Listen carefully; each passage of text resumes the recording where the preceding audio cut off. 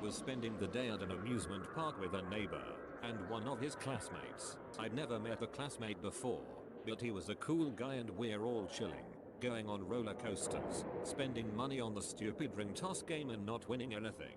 And then we're going to go grab food, and he was about to go grab some chocolate bar and I went, dude, you're allergic to peanuts, because he was about to eat something with peanuts in it. I'd never met the guy before, my friends never talked about him before, but not only did I have the feeling that this guy was allergic to peanuts, I turned out to be accurate. He was like, dang, how did you know? And we agreed that there was no real explanation. Life is just weird sometimes, and went back to riding roller coasters. Never saw that guy again. Something vaguely close to that happened to me at work. I was on break with a co-worker who I've known for about 6 months, so well enough to at least known her name. I try to ask her something, space out, and call her Avery. Avery is the main character of a book she is writing. She hasn't mentioned the name to anyone. That was the only time I have ever gotten her name wrong. I once threw a light bulb into an empty trash bin from a few feet away, but I didn't hear it land at the bottom of the bin. I immediately decided to pick it up to take note of what type of bulb that was so I could replace it. But it was gone. Totally disappeared. My roommate witnessed this too, and we never found it, even as we were moving out at the end of the semester. When I was about 15, I remember having a dream, but all it was black and talking. I remember hearing my mom saying, "It's almost done, you're doing great, it's gone," but I didn't think anything of it. About 3 months later, my earrings got embedded inside my ears and I had to go to hospital to get them cut out. While there, they sprayed freeze spray onto my ear. The spray went into my ear and obviously touched my eardrum, knocking me out, but I could still hear things. While out, all I saw was black, and my mom said the exact same things to me that I heard in my dream a few months before. No one believes me, but it was crazy. Similar thing happens to me every 4 or 5 months. I just chalk it up as deja vu. I occasionally get flashes or visions of things that happen again later. Recently, having a specific conversation at work. This was not a normal or routine conversation like did we get any mail. It was an unusual circumstance that led up to it, so I knew how it was going to go down, and it did exactly that way. On the creepy end of the spectrum, I saw myself at a friend's funeral while he was still alive. He died unexpectedly a few weeks later.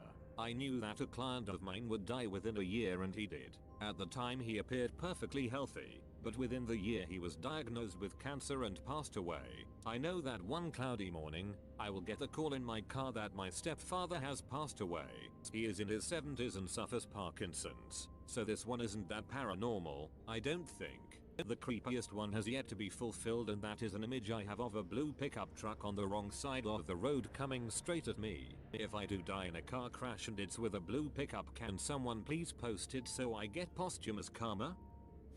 Sat down with food on a stick, closed my eyes, opened them 3 hours later, still at my PC, food entirely missing. I guess I blacked out, but I have no idea why I would do that. You were abducted by aliens, that accounts for the missing time. Chances are they ate your food and used the stick to probe you.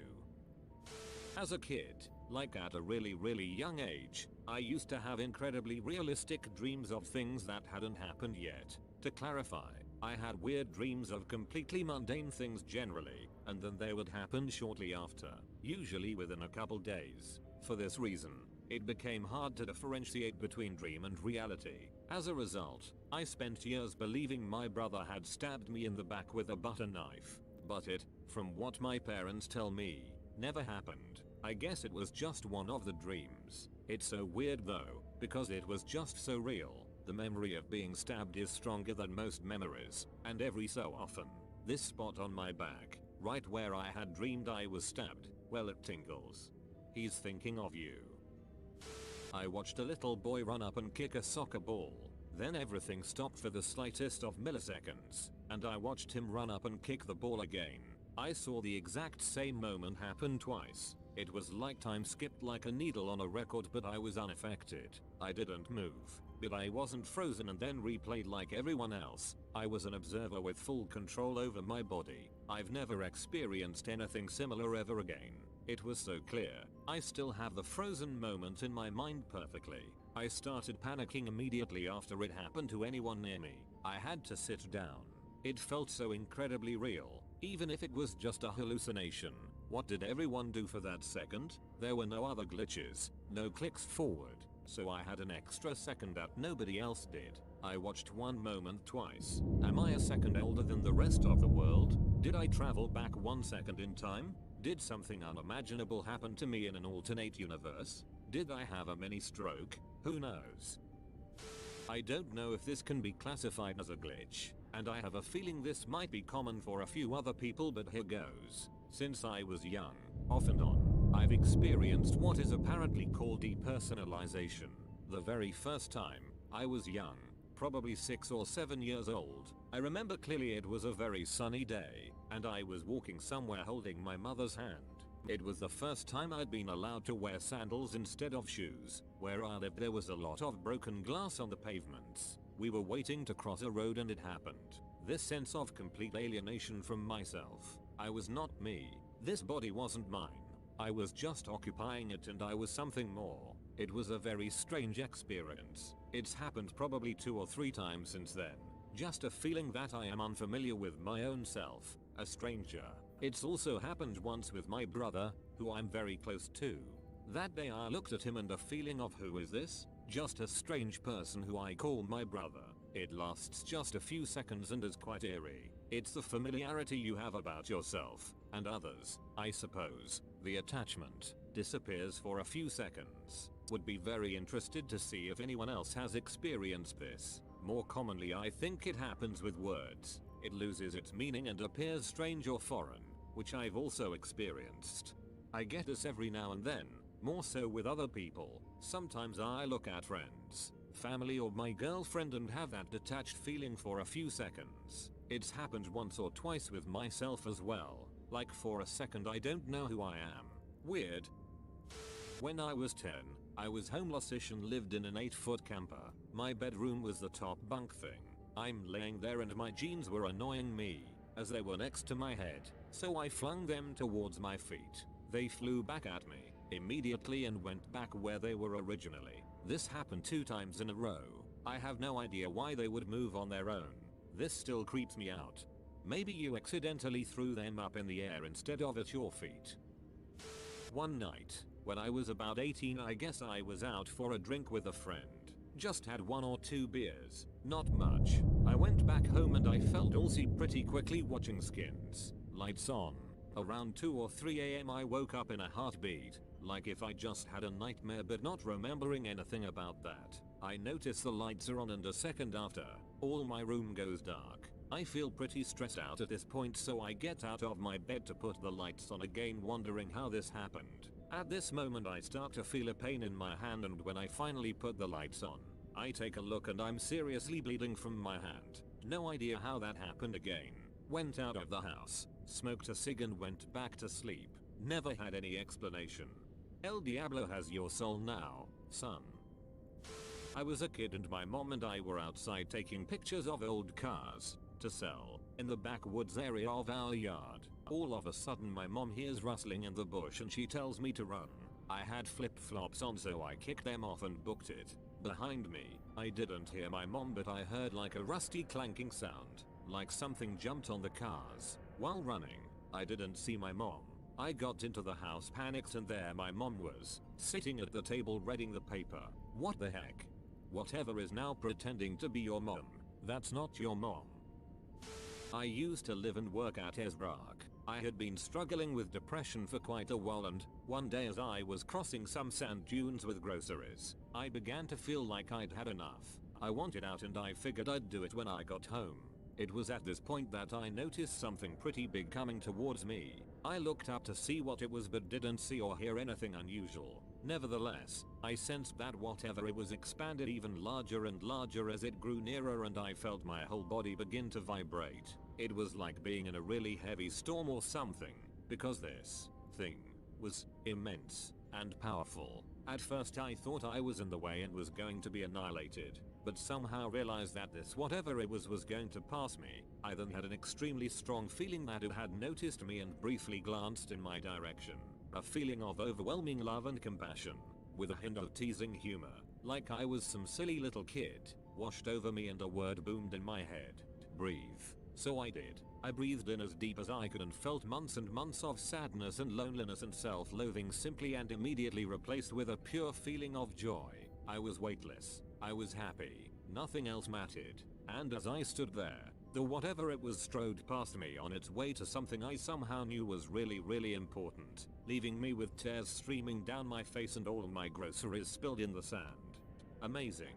You're not the only one who's had something like that happen, right at the peak of their depression. But that is a beautiful experience. Whether or not it was a tangible thing matters not, because either your brain saved you, or something did. About a year ago my mom and I were in the first parking space area of a small shopping mall. She was getting things ready for the store and I was waiting. The space in front of us was parked a large white SUV. I can't explain why, but I had the urge to study the SUV when I usually don't even pay attention. The family that owned the SUV came out and it was a father, infant in a carrier and a little girl. The little girl stared at us the whole time her father was getting her in the car. She had this huge oversized bow in her hair and a side ponytail and just kept staring. Even as they walked to the driver's side she didn't take her eyes off of us. The father packed her up. My mom also stared at her. It was so strange. We went into the store right after the whole family was in the SUV.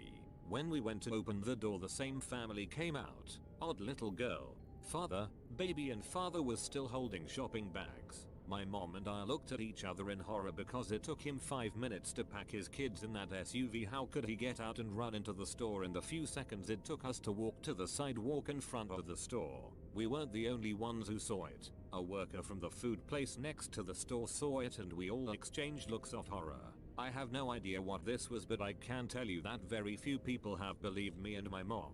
What if the little girl was staring at you and your mom on the way to the SUV because she saw you two at the entrance of the store before? My mum used to work during the day and leave me home alone when I was around 12 or 13 and too old for daycare. She would ring the home phone periodically throughout the day and make sure everything was alright. One day I'm home alone and the phone rings. I pick it up. It's mum. We have a short, succinct conversation that's basically everything going alright, yeah, okay, don't answer the door if anyone knocks, etc, etc. Very normal conversation. It ends. I hang up and go about my day. Not even 15 minutes later the phone rings again. I pick up and it's mum again. We exchange hellos and I jokingly say, must be a slow day, you literally just rang me. And mum goes very quiet for a minute and then says, I haven't called you today. My blood went cold, and to this day I still don't know who called me. We came up with a secret password after that. When I was 14 or so I went to sleep at my typical time and woke up 2 days later in the morning. I went downstairs panicking and asking if my family knew I had been sleeping for 2 days and what had happened. The question was ignored and they told me to sit down and have some breakfast. That happened to me too. Although I was like 7 years old, went to bed normally on a Tuesday, woke up just before noon on Thursday. The only person in the house who acknowledged it whatsoever was my brother. I had a dream about marrying my husband before I even knew he existed. Even in my dream I was asking people who this person was, and when I actually met him I had to refrain from freaking out. He is literally the man of your dreams. I had this crazy vivid dream in 7th grade. I dreamed that there was a white cargo van parked outside my house. A man got out, walked to my house, broke in, then went to my brother's room and killed him. I woke up freaked out. It was 3 AM. I couldn't sleep and went into the kitchen, turned the light on, and a few seconds later the headlights on a white cargo van outside flipped on and it sped away.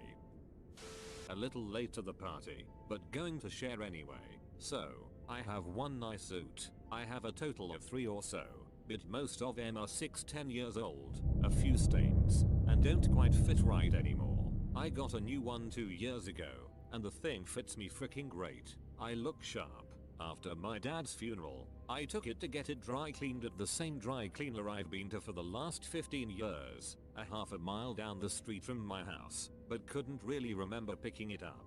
It wasn't on my mind, as I hadn't needed it for anything.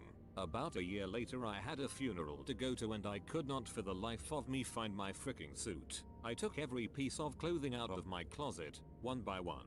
I meticulously scoured every surface in there trying to find this suit, and it's nowhere to be found. I go check all of the other closets in my house and the coat closet in the front hall. I mean, I tore this house apart. Checked my closet multiple times. Freaking nothing. This suit is not in my house. I'm like, alright, maybe I just forgot to pick it up from the dry cleaner.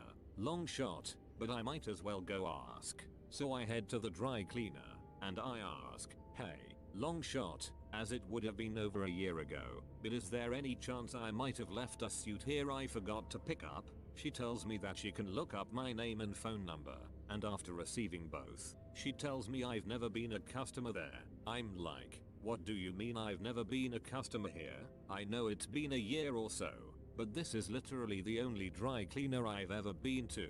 I live a half a mile down the street. I've been coming here since I moved here 15 years ago. My parents both came here. My sister comes here. There can't be no one in the system with my last name. I ask if owners or systems have changed recently, and she says no, that they've been the same for the last decade, and if I have ever been a customer here it would be in the system. I give her my last name again, parents' numbers, etc. and nothing. No one in my family is listed as ever having dry cleaning done there before. At this point she's looking at me like I'm insane as I'm standing there trying to understand why and what the frick happened to my suit then. I leave and go home, ready to throw in the towel and pick something else to wear. I walk into my closet, and my suit is sitting right there in the middle of the rack in my closet with a tag on it from the dry cleaner that just told me I had never been there. Dog, you need to take that tag into that dry cleaners and ask them what's wrong with their computers. I was watching TV when People who have actually had sex with a step relative, what was the aftermath? Not me, but my coworker got his nephew a job with our company to help straighten him out and let him live with him. A few months later he starts talking about how he's going to be a granddad cause his 18-year-old daughter who lives at home is pregnant. We later found out his nephew was banging his daughter on the regular and was the father of his grandbaby. Nephew got fired for failing a drug test not even 6 months into the gig. Pretty sure he ended up getting kicked out of their house too shortly thereafter. Alright, here we go. So, I meet girl. Meet her mom and dad. The girl and I have sex and date for several months. She gets pregnant. I join the Navy to support my new family. I leave for boot camp and she starts sleeping around, so we break up. During this time her mom goes crazy. Her dad leaves her mom. He then starts seeing my mom. They get married.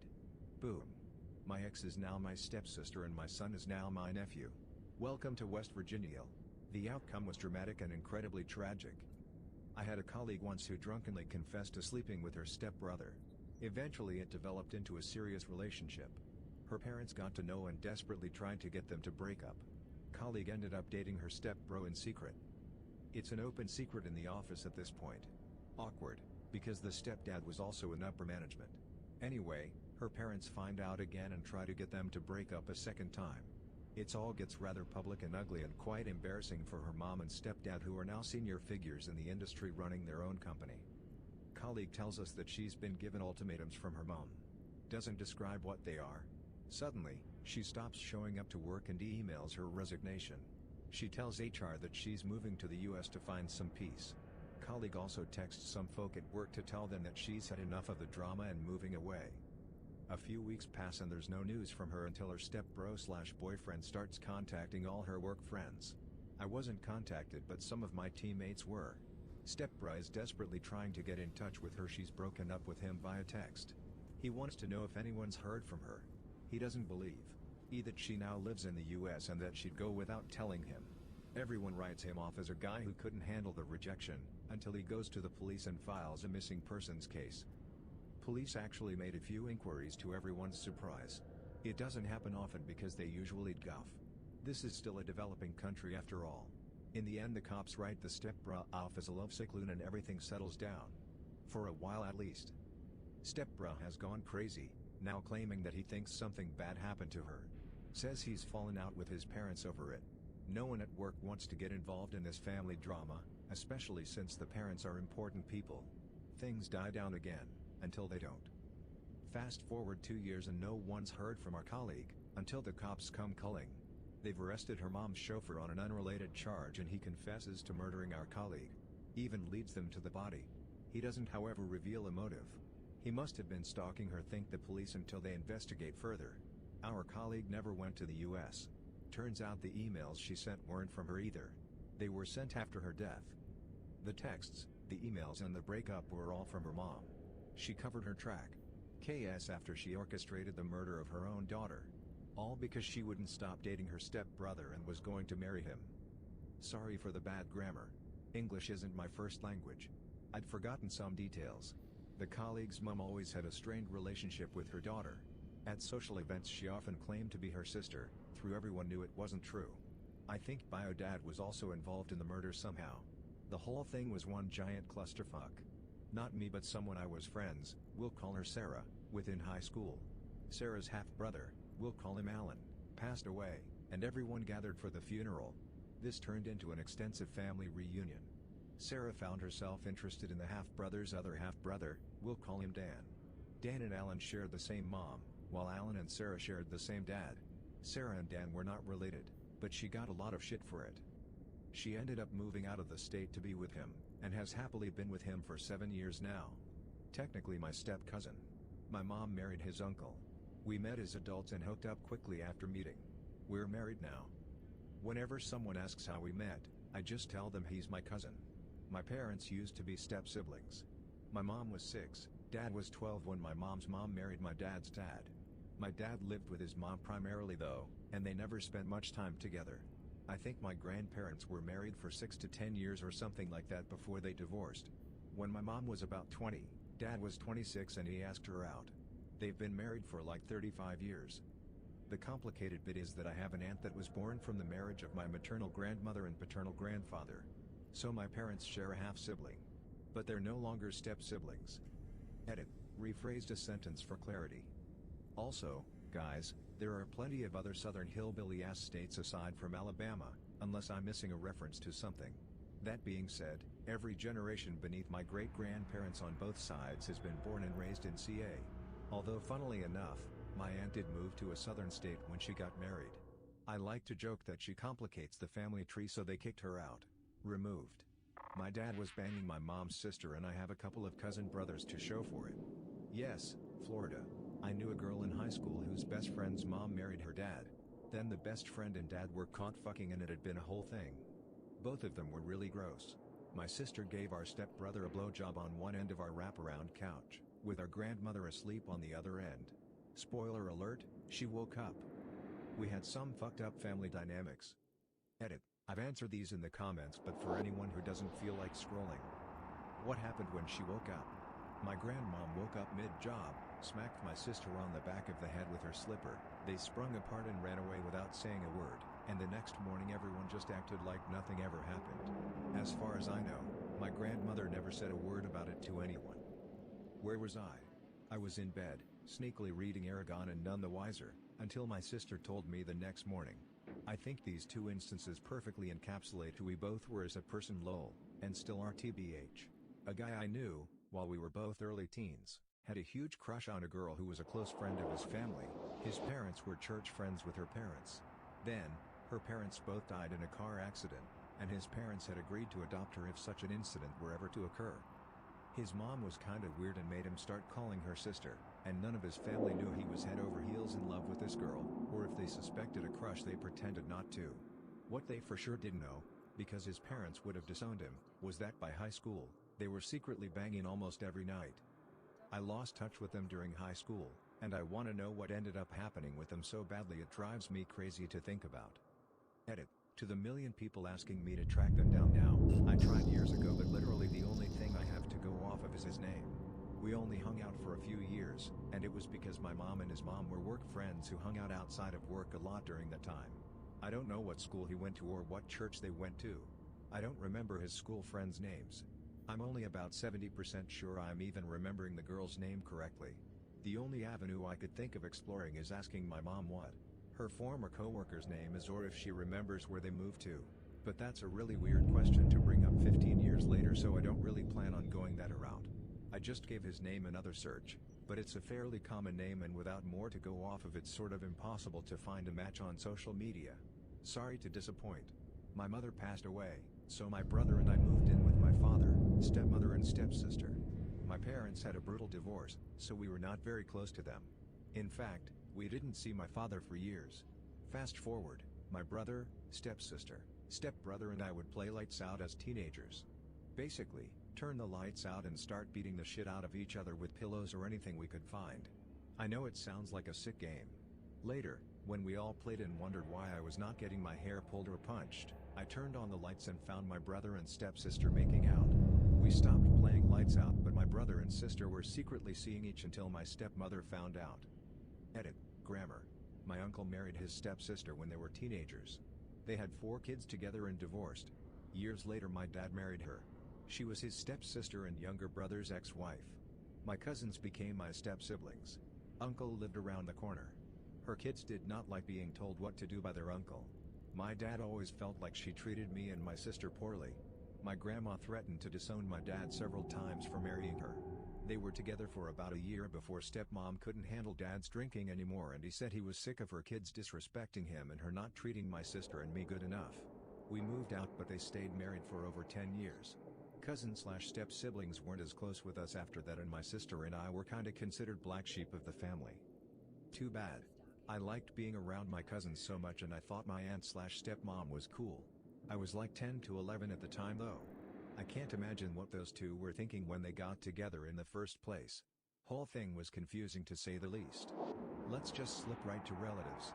Caught my cousins kissing, I quietly snuck out to let them do whatever horrors they intended. Never mentioned it not once. Well apart from the odd slight remark every now and again. It was just a quick fling I believe. Edit, they weren't siblings, they were also cousins to each other. I think they were around age 18 give or take a couple years. Didn't happen in the US as some people have tried to guess for various reasons and experiences. Thanks for all the interesting replies, too many to reply to but enjoyable to read. If you know people that have married or dated their cousin. No judgment from me and I hope they are happy. The end. My friend did it and now everyone calls him step bro in school. My best friend had sex with his stepsister. She fell in love since it was her first time and he didn't. She then asked him to formally date her to which he refused and ghosted her, moved out of the city. She entered a deep depression and they haven't spoken in years. Not my story, but my partner's ex-friend fucked his aunt. They aren't related biologically related but the aunt knew the guy since he was baby. Plus, the uncle and him were close and he worked for / with his uncle. Basically, the aunt was going through a breakup with his uncle.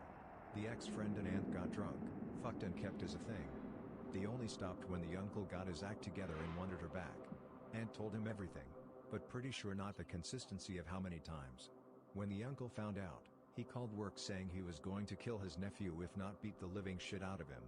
The co-workers told the ex-friend and he skipped town. Obviously they no longer have a relationship with the aunt or uncle. Added note, completely forgot about this comment as I got preoccupied with other events. Was not expecting this. Time to look at my inbox. I got confirmation that he was 21 years old and he did have other sexual encounters, but he lost his virginity to his aunt. Well, we had sex 2 times, she got pregnant. We tried to work it out. It didn't go well. She left to a different state and then threatened to come get our daughter. I got a lawyer and filed for custody, she never responded and I won by default. I haven't heard from her since my daughter was 8 months old. That was over 4 years ago now. Edit, word. My stepbrother is also my brother-in-law. He married my sister and they have 2 kids. This isn't a good story though, they were dating before our dad and his mom started dating. So we all met as adults, and I knew him originally as my sister's boyfriend and then it got weird on paper cause our parents married. Hooked up with dad's girlfriend's daughter before they married. Her mom found out. All she said was, well, I'm glad you two got it out of your system before you were related. Anyways, it was boring and pointless. The whole naughtiness of it was the best part. Edit, punctuation. Because I think of it. My husband's brother secretly dated their stepsister. Only my husband knew about it. Despite him telling his brother that it was a bad idea, he still pursued the relationship. They had to confess to the family because she unexpectedly got pregnant. Their mom was upset and disappointed, but said she'd support their decision to be in a relationship and start their own family. The father, however, could not get on board and pressured his daughter to get an abortion and to end the relationship. They still ended up together and had the baby. A few years later, they both cheated on each other and ended the relationship. Family gatherings are super awkward with my husband's side of the family. Edit, I should add, When they became step-siblings, she was 10 and he was 13. They started dating when she was 23. My parents are step-sister-brother. Our parents got remarried later in life when we were already grown adults. We're both only children, so having siblings was a new experience for us, but we wanted it to work if only for the family's sake. In an effort to grow closer, we decided to go drinking one night, a few months after we met for the first time. She ended up crashing at my place. I offered to take the couch and give her the bed, but she insisted we sleep together in that weird feet-to-head setup. My drunk ass promptly went to sleep. I woke up in the middle of the night to find us spooning, and me with a serious erection poking her ass. I froze. I didn't know how I got there, what was going on, or how I was going to get out of this gracefully. I had just decided to extricate myself slowly in the hopes that I didn't wake her, when it happened. Wiggle wiggle. She started wiggling her ass against me. On instinct, I started bucking. Tap tap. Wiggle wiggle tap tap. There was only one way to go from there. We went out that night intending to become closer, mission accomplished. We fucked a few times a week for 5 to 6 months before we both met other people. In that time we became very close, telling each other our fears, secrets, and generally being what you think of as brother and sister. Except for that other thing.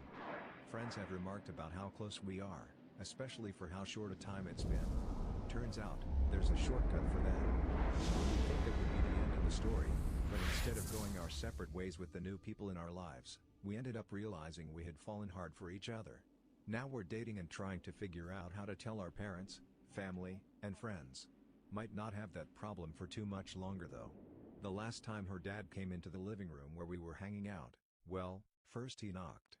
Had a coworker who was sleeping with his stepsister. Both of them were already in college when their parents met and got married.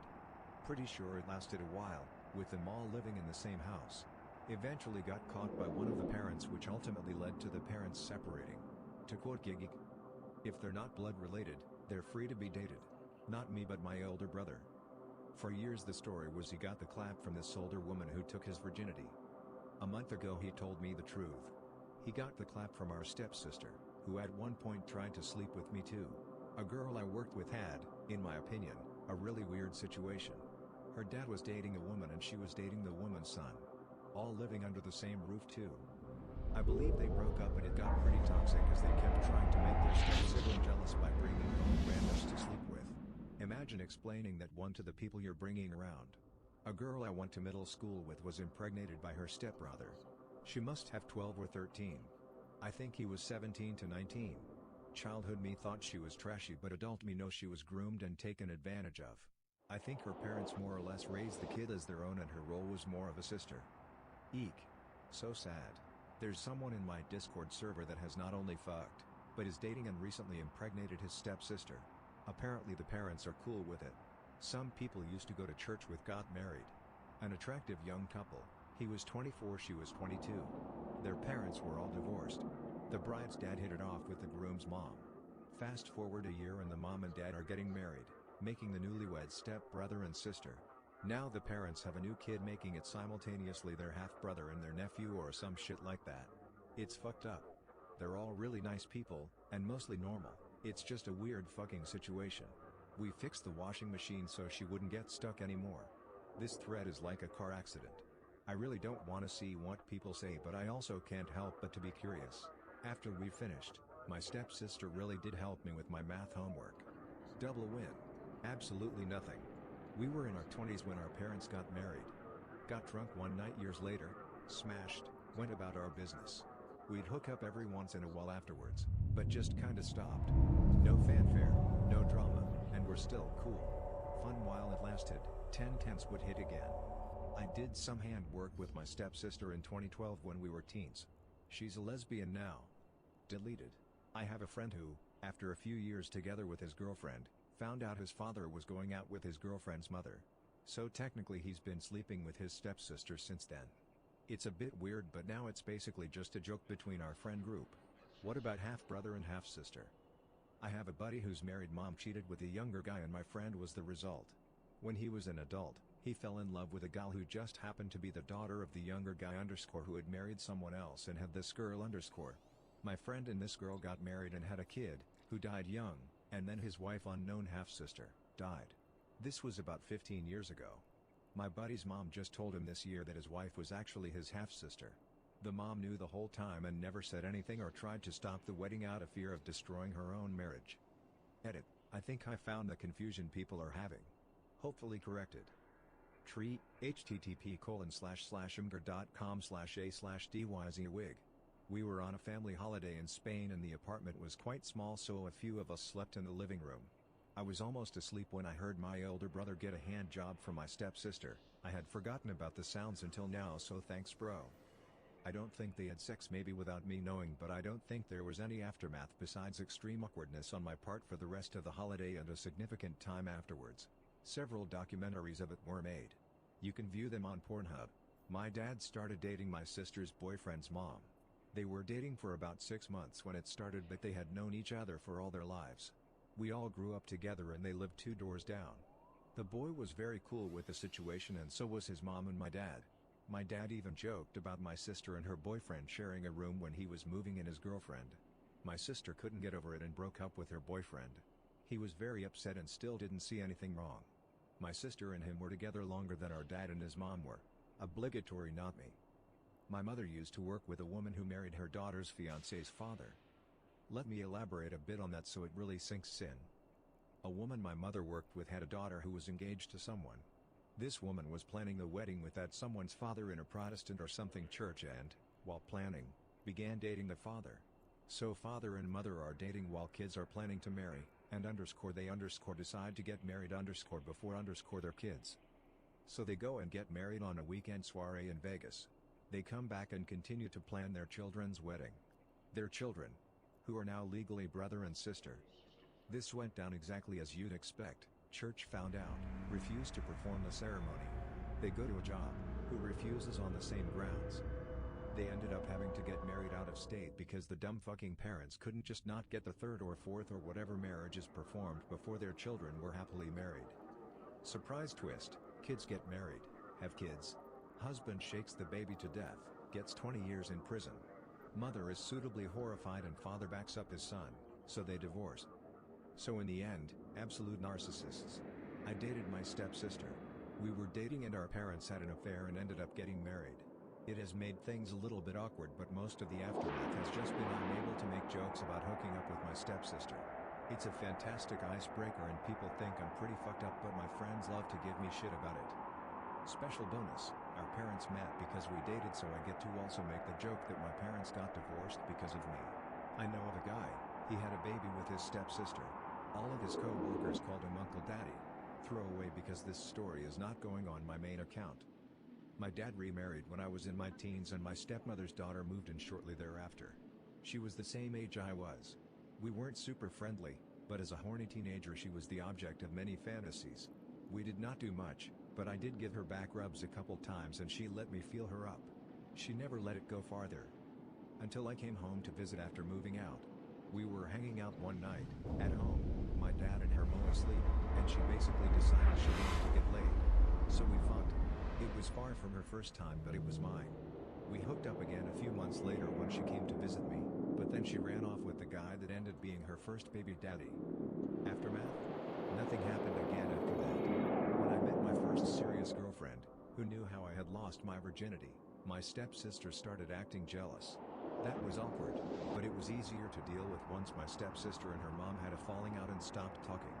To the best of my knowledge, my dad and her stepmother never found out what their kids had gotten up to. By the way, the rumors that my stepsister was in porn videos are completely false. I mean, I've seen the videos, but those rumors are still false. Hope my history meets your needs. Knowing Reddit, someone's going to say, not my step relative, but I did have sex with my sister once. I'll take things that caused my dad's divorce and destroyed my baby sister's life for $100, Alex. A little backstory. When I was 5 years old, my parents divorced and my dad moved out. For the first couple years I was still pretty close to him. He lived around the corner from us and I was at his house every weekend. Sadly, our relationship pretty much ended when my dad transferred him from California to Texas. After his move, I only saw him on holidays. A few years later he married a woman with 2 daughters around my age.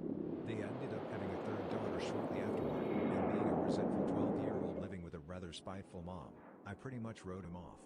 A couple of holiday visits, and then nothing. Fast forward a few years. I'm 16, my mom has married a total asshole, I have a brand new baby brother and my home life is miserable. A few days after a violent fight between me and my stepdad, I came home from school, walked into my house, and there sat my dad. I hadn't seen him in years, but he'd apparently moved back to California with his family and was there to take me to his new house. My mom had called him. She was done with me. This isn't a sex story or a porno, so I'm not going into all of the lurid details, but here's tea. The gist: I was 16, a decent-looking guitar player, and was angry at the world. My oldest stepsister was 15, pretty hot, to a 16-year-old, and was no virgin. We hadn't seen each other for years, and before that had only seen each other on a handful of holidays when I was flown out to visit. There was no sibling vibe between us. We were hooking up within a week, and it became a pretty regular, almost daily, thing for about a month. And then, one day, her mom came home from work early. Caught in flagrante delicto. Her mom literally walked into my bedroom and caught us mid-thrust. To say she had an instant meltdown would be the understatement of the century. Items were thrown. Words were said. My stepsister curled into a little ball and tried to wish herself to death. Not that it mattered. My stepmom was clearly convinced that I'd corrupted and probably raped her innocent daughter. It was clearly, obviously, all my fault. Shortly after that, my dad came home. That's when my stepmom decided that I needed to go to jail. She wanted to call the police and have me prosecuted for rape. No Romeo and Juliet laws in those days, kiddos. My dad, to his credit, jumped to my defense and got me the hell out of there. The next day I was living with my mom again. That situation still sucked, but at least I wasn't being threatened with prosecution. And then the other shoe dropped. My stepsister was pregnant, and neither she or her mom believed in abortion. So, I was having a baby. My stepmom flipped out all over again, actually called the DA's office, and made a more serious push to get me prosecuted. My dad was completely opposed to it. Between the stress of the pregnant teen in the house and that fight, their marriage basically disintegrated. The baby was adopted out at birth, and we mostly went our separate ways. I still see my now former stepsister occasionally. We still share a common half-sister, and we both agree that it was a dumb thing to do, but that our parents, mostly her mom, made the whole thing so much worse than it had to be. We laugh about the stupidity of the whole thing, but there's definitely one thing that we both feel extremely guilty about. Our little sister watched her entire family disintegrate over it. She's 26 years old and doesn't seem to resent us for it, but thinking about that still makes me feel like crap. She was the only one of us that had a shot at growing up in a normal two-parent household, and we took that away from her because we were a couple of horny teenagers. And before anyone asks, we do not know what happened to the baby. She went to a very good family, but we all agree that it wasn't the best for everyone. I peed. That's what you're supposed to do after sex. Okay, so my story. I guess I slept with my step-cousin several times over a weekend trip to the river. Her uncle and my mom have been together many years but never got married. I basically grew up with this girl. We were good friends, and while we were having fun on the river, drinking underage and just doing our version of partying, we made that move. It wasn't discouraged, and honestly it didn't feel weird because we knew each other so well. We never spoke about it or even met again until I heard from her cousin that she died of an overdose on my mom's couch. I always hid or lied about the story until then. I don't know if I should be embarrassed or not, but I'm not. She was a certain type of girl. Never had a father. Always looking for someone to love/care about her. I feel like I let her down in a way. Jesus. I'm oversharing. I'm sorry if what I did was somehow dirty or wrong. I was just a dumb 16 years old. Somebody fetish is just getting fed reading these. Usually when I watch them on bratty sis videos, they come really close to getting caught by the mom, but through some miracle of them getting caught and having a great time. I met my dad and my stepbrother when I was 17. I moved in with them when I was 18 for about a year and a half. We were in a very odd situation where we became close quickly and one thing led to another and we ended up having sex a couple of times. It was very bizarre and we have never spoken of it since. If my stepmother had found out, she would have been apoplectic and it would have definitely been my fault. Edit. I am not sure how people are reading that I had sex with my dad. I met them both for the first time when I was 17 as my parents divorced when I was 2. I only slept with my stepbrother, my father's stepson. No three-ways and certainly no sleeping with my dad. Barf. I don't see why step-siblings is so taboo. Unless they grow up together. Slapping two teenagers together and demanding them to not find each other attractive is unfair. My cousin married her step-brother. They were both from a town of like 500 people. I guess there wasn't much to choose from, lol. Seems to have worked out for them. I think it's weird as hell, but I'm a city guy, so this just doesn't compute with me. Edit. Thanks for the most upvoted post of my Reddit career. My cousin would be proud. When I was 16 I lost my virginity to my 18-year stepsister. It felt very similar to a porn-type scenario during the teasing and build-up. I kept thinking that it wasn't real until we both realized the other was down and we went for it. The weirdest part about the whole thing is that my brother had sex with her too, lol. He was older and they did it first, but I didn't care because I was a horny 16-year-old and she was my, honestly pretty damn hot, stepsister, which felt just taboo enough to be awesome but not so taboo as to be out of the question. The aftermath for me was really nothing too much. Everybody moved on. The sister got married a few years later and has 2 kids now, and I'm living in a different city and have had plenty of relationships since, serious and otherwise.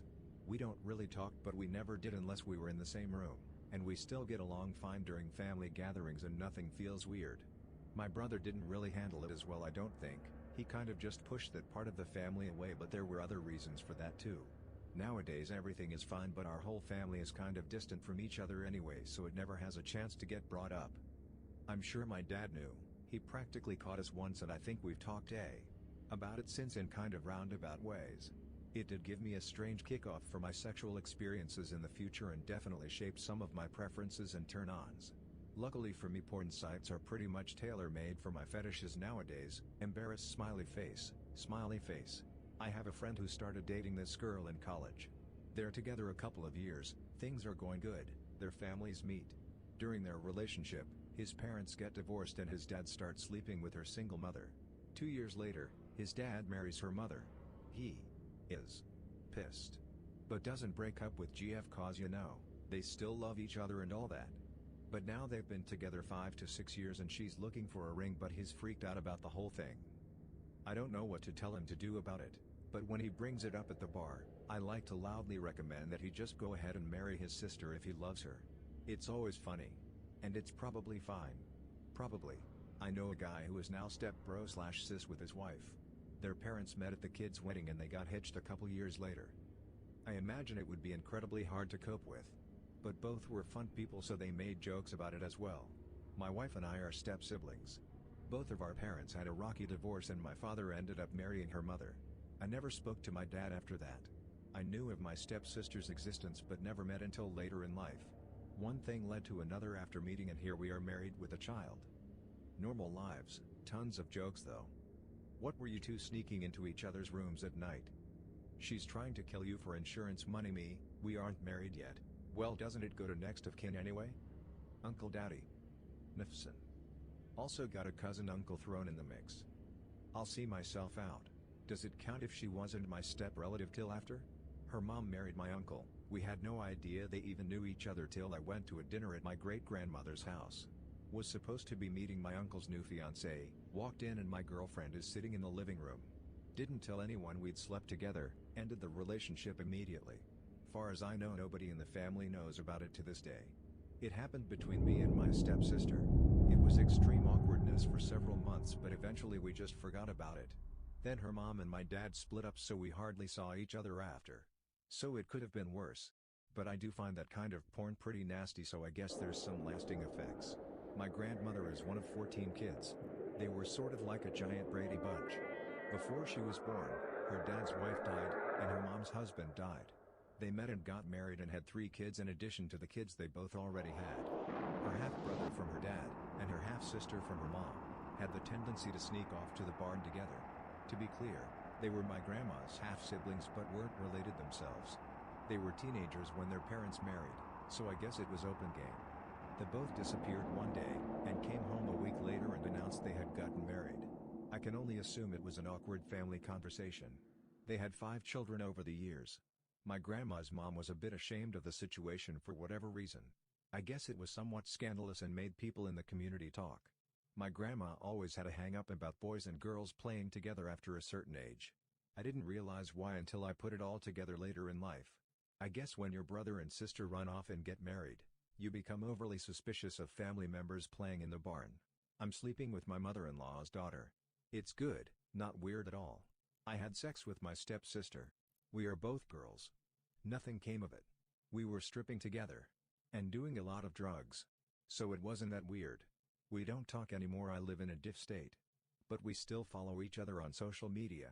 I feel so much better after reading these comments lol. My dad moved this chick in when I was 14 and she brought her daughter with.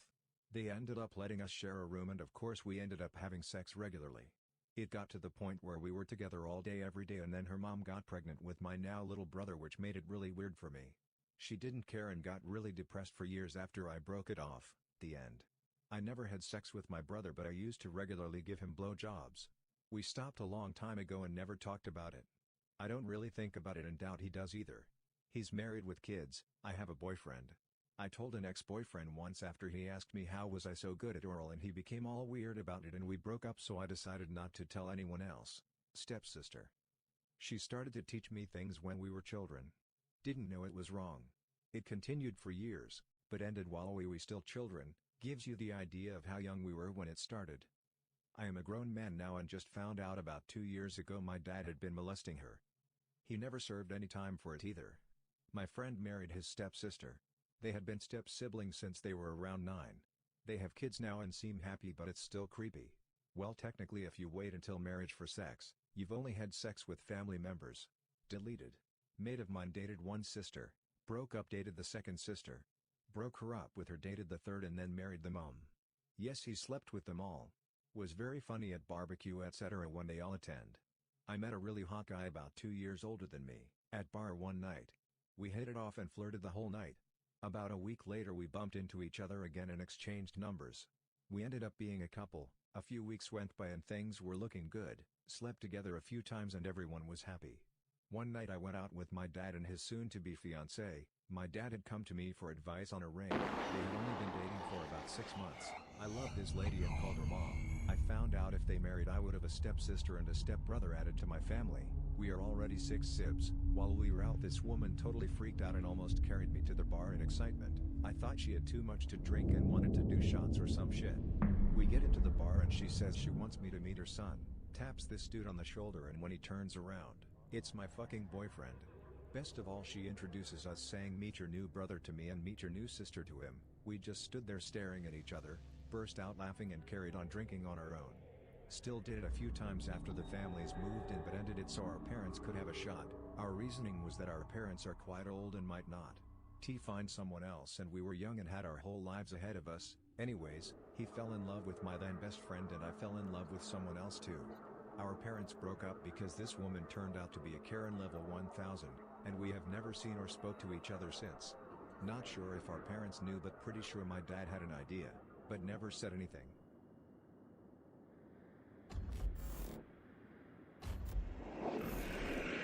Hello and welcome back to No Bullshit. Today we return to talking about some cringy moments coming from Democratic Congresswoman Ilhan Omar. She's been known to People who have actually had sex with a step-relative. What was the aftermath? Not me, but my coworker got his nephew a job with our company to help straighten him out and let him live with him. A few months later he starts talking about how he's going to be a granddad cause his 18-year-old daughter who lives at home is pregnant.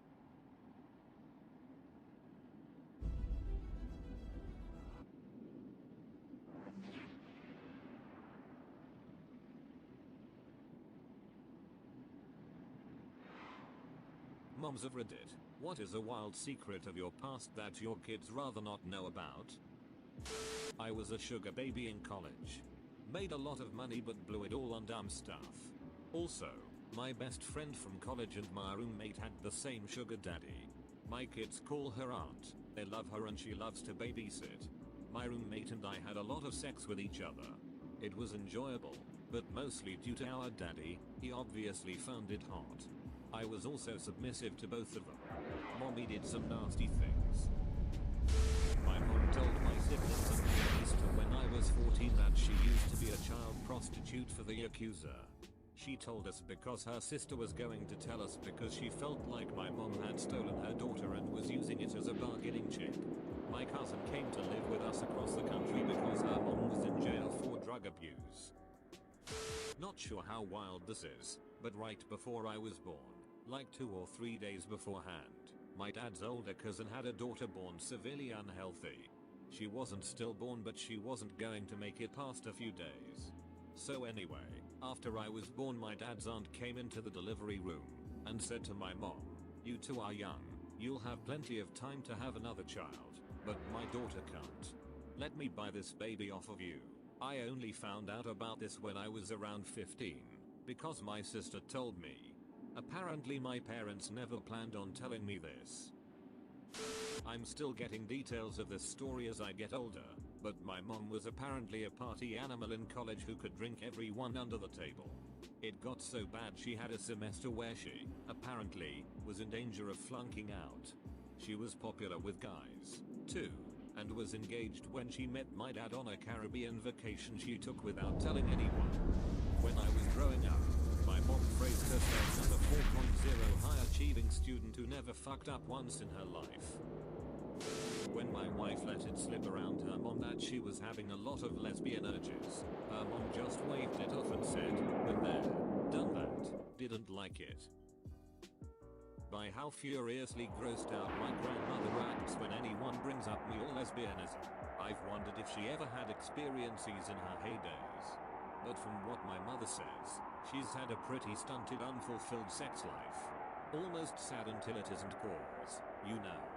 No one's fault, but your own at that point. My mum told me once, while she was tipsy, that my dad was actually her high school teacher, and they began a sexual relationship when she was his student at the age of 16. She said they would often have sex with her in school uniform. They managed to keep everything under wraps for years, and they got married when she graduated from college and gave birth to me a few years later. It's shocking how common this is. One girl I graduated with immediately and openly began dating her math teacher as soon as she graduated. They are married now. Few kids and seem genuinely happy. On the other hand, another teacher, science teacher, guy taught all the AP science classes, left his wife when he knocked up a senior cheerleader. Ended up marrying the cheerleader once she graduated. They stayed married for 6 years, when he cheated on her with another student. Apparently the irony was lost on the former cheerleader. A Spanish teacher, guy in his late 20s, used to be uncomfortably close with his female students. He would invite students to his home for dinner and extra studying. Apparently they were just smoking weed and he was trying to hook up. How do I know this?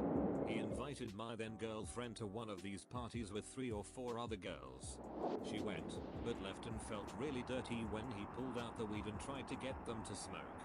She'd never smoked weed and had no desire, so she just excused herself. She told me a few days later. She also said she couldn't tell on him to the administration because her friends liked going and didn't want her to be around. So, this was an open secret in the school. In fact, it became a running joke that, if girls went to his house they'd automatically get A's. This dude continued to have a job for another decade before he was fired. Everyone knew what he was doing, but none of the girls who went ever came forward, out of enjoying the parties, or out of peer pressure, and the administration couldn't act on rumors and innuendo. And this was all in some small town in bum-f middle America. It's effing insane how much it happens. I grew weed legally. When I did it, my straight-laced father went on a long speech about growing techniques and tips. About 2/3 through he kinda stopped and stared at me and my brother and adds the addendum. "So I've heard, either through it or my mom was shooting daggers at him." Back in the 90s, I flew to Canada and spent the weekend with a guy I'd been talking to in a chat room. Growing up, my mother was a titan. She graduated top of her class in her PharmD and chaired several major drug regulation boards. She was always very serious about school, and we were told that B's were absolutely unacceptable because she was a straight A student all through college. We took that to heart, up until I was cleaning out the attic a few years ago, when I discovered some old grade reports from college. Guess who got a C in sociology, and another one in linear algebra? Tough take, mom. Tough take. I just learned that I was likely conceived on Easter, when my mom wore a crotchless lace onesie, and teased my dad all night, and then I was born 9 months later. FML. At least there's some passion there. I was conceived during a hurricane because no TV. My friend was an obnoxious little brother and would frequently pester his older brother by yelling, "You were an accident." Mom and dad went to a ski resort to make me. My mom used to date a drug lord in Birmingham, but was practically his crack whore. He raped her, she had my brother, and to get away from it all, she joined the military. Dude ended up going to prison at the same time, and was stabbed to death just a few weeks in. My mother didn't tell us or my brother until he was around 35ish. My firstborn daughter I had at a very young age. I was 18, in grade 12, skipping every single day, partying all the time, and hanging out with a drug dealer at the time. That's her dad. He and I are not together.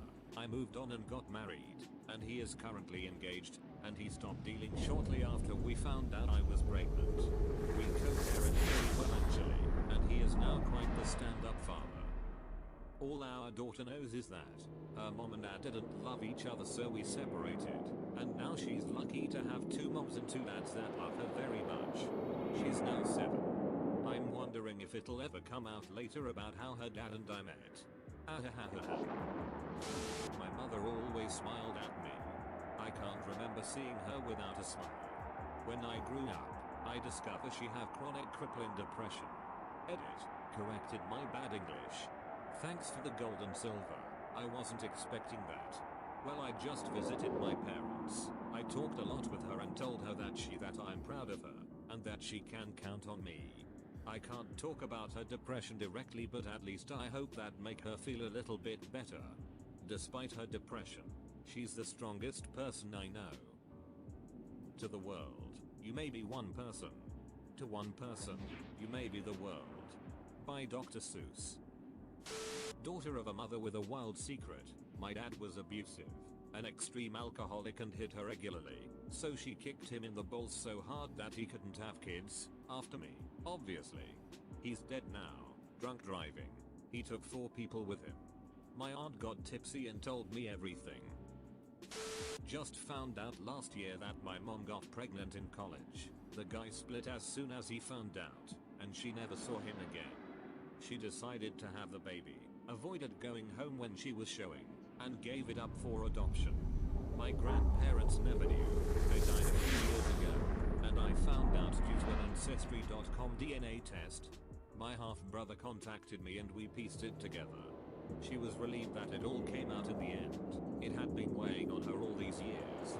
She's in her 70s. I'm 40 now, and my new half-brother is 52 or so. Needless to say, it was a huge surprise. I never in a million years would have guessed at that. This also happened in my family, same exact scenario with the adoption. Everyone is really accepting of it. It's a beautiful thing. My mom was a crazy native child that started smoking at 10. Smoke or choke as my grandma put it. Sold single cigarettes in elementary school. Once burned down a patch of forest because she was playing with fire with her friends. Smoked her brother's weed and drank with her dad, and ran away from home at 19. Now she scolds me and my sis for swearing in front of her. This will get buried, and this story is from my dad. When I was 19 and visiting home from college, my dad and I stayed up getting pissed drunk. When I told him about my love for psychedelics, he clapped and said, "I knew it." I asked why, and he stated that, "Your mom was the acid queen, and we learned she was pregnant with you when she was 4 months in. We were tripping for your first couple of months." What would you do if you found out your parents had a secret past? Leave it in the comments section below. Prying parents of Reddit, what secret of your child did you discover that made you wish you hadn't? My wife and I are both retired, so we volunteered to house sit when my son, his wife and their 3 kids spent 6 weeks in Europe last summer. We discovered their video collection, and were surprised to find their favorite pastime seems to be hosting gang.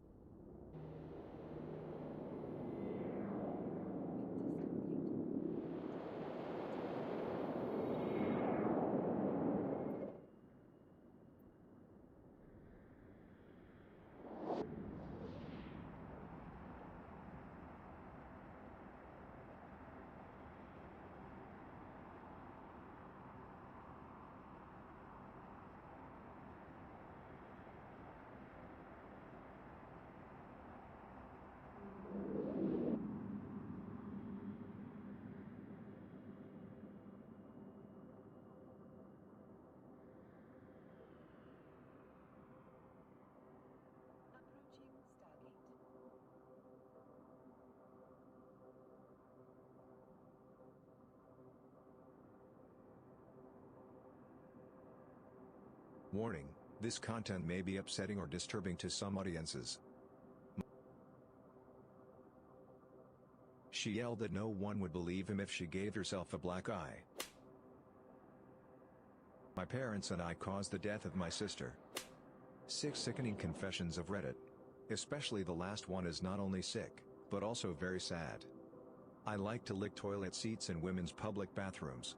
If I see a toilet seat that looks like it's pretty clean, has no stains on it, I'll give it a quick lick. Oh, and only in women's bathrooms. I try to only do it when I know it will be empty or if I'm worried about getting caught. I have the excuse that he'll just say I thought it was a men's bathroom. Only reason I do it is because it gets me off. When I get home I masturbate to the thought, knowing the types of different women that have sat on there. I know it's a filthy habit, but I can't really get sick from it or anything, so I'm not too worried. I have my sister-in-law's iCloud password, and have been masturbating to her nudes for over a year. I will admit I've had a problem with porn for the last 3 to 4 years now. After I divorced my ex-wife, it quickly became an issue. I have my preferences, and tend to enjoy the barely legal aspects of porn. I know I'm definitely not the only one because I think it's in the top 3 most popular categories depending on where you are. My sister-in-law is 19 and has always been stunning. I've never considered pursuing her sexually, for obvious reasons, but mostly because as much as I like to look at beautiful women, I still love my wife and find her attractive. I am an IT contractor, so I'm usually the person in the family that people go to when their computers or cell phones are acting up. My sister-in-law needed help with a setting in her phone that was acting up, and she casually told me her Apple ID password. At the time I didn't think much of it, but then I did start to get curious. I know what young women tend to keep on their phones and wondered if my sister-in-law was no exception. I logged into her iCloud and lo and behold, a litany of dirty pictures and a couple videos, none taken during a time she was underaged. I made sure of that before I continued or saved anything. The rest sort of explains itself. It's something that I feel bad about, but kind of feel like the cat's out of the bag already, so what's the point? I do have my own little stash for my personal use, but I don't really check for new ones anymore. I am sexually attracted to animals. I have known that I am a zoophile since about 16. I have never engaged in bestiality because fortunately, a big part of me still knows this is wrong. I don't need material to be sexually explicit, simply seeing images of various animals is enough to excite me. I often masturbate to videos of animals mating or pictures of their genitalia. Don't really know what to expect, maybe someone here knows if treatment is possible and how to seek it? I'm not really interested in therapy as I don't think there's any talking through this. I donated blood even though I shouldn't, and feel terrible about lying to them. I'm gay, and have had protected sex with other men. There's a question that asks if you're gay, and I say no. I feel bad about it. Sometimes I think they know, and get a little paranoid. Just to clarify, the last time I had sex was a long time ago, and I'm compulsive about keeping clean. I've had STD checks, all clear, and after the HIV incubation window. My blood is O+, and I'm in the 10% of people without a certain antibody. Can't remember the name, which means my blood can be used for babies. They sometimes ring me up and ask me to go in the next day. I have destroyed the relationship between me and my stepdaughter and I don't deserve to have it repaired. Backstory, I'm 36 as I write this and my stepdaughter, we'll call her Kay, is 15. I married her mom when I was 29 and she was 8. In total I have 4 stepchildren aged 16, 15, 13, and 11, all girls except the youngest. I have a biological daughter who is also 13 but she lives out of state and I haven't seen her since she was about 6. I am sure you all know what is coming, but I will preface it to say that no, I have never touched her. Now on to the horrible details. My wife and I are very overprotective of our children. My wife more so than I am. We did not let our kids have email accounts or Facebook accounts until they were at least 14 and our younger 2 still don't have them. My oldest is every parent's dreams of a child. Responsible to the NTH degree, 4.3 GPA, number 1 of 394 students in her class for 3 years straight, etc. Kay on the other hand is the exact opposite. Rebellious, selfish, talks back, can't be counted on to do anything, constantly lies, basically a typical teenager. When we started allowing them to go online I installed a spyware program on the computer in order to monitor their internet activity without their knowledge. Kay repeatedly created Facebook accounts without our permission and against our rules and tried to hide them from us. But because of my software I always knew. She found out about the software after we confronted her about the Facebook accounts, and she lost all computer privileges for quite some time. Once she earned them back, and we allowed her to have a Facebook, she was very careful about what she said on the computer while at home because she knew about the software. Kay never talks to her mother or me about anything going on in her life. Everything is a huge secret and we never know anything that she does or says. I got a stupid idea to create a fake girl online in order to become her friend and hopefully get some insight into what was going on in her life that she kept so secret from us. I know, it was a stupid, dumb idea and I'll regret it for the rest of my life. So I made friends with Kay and started talking to her, and it was going okay for a while. After about 6 months she started to suspect something was fishy, and in order to save myself I created another person, the fake girl's cousin, and introduced them. Kay had had 2 serious crushes on boys that happened to have the same name, we'll say Josh, so naturally I named my new boy persona Josh in order to give myself an in. Kay is very starved for attention because she is always in trouble at home because of the things that she does, and she and Josh hit it off almost immediately. Within weeks they were dating across the internet, and I was in essence my 14-year-old stepdaughter's boyfriend.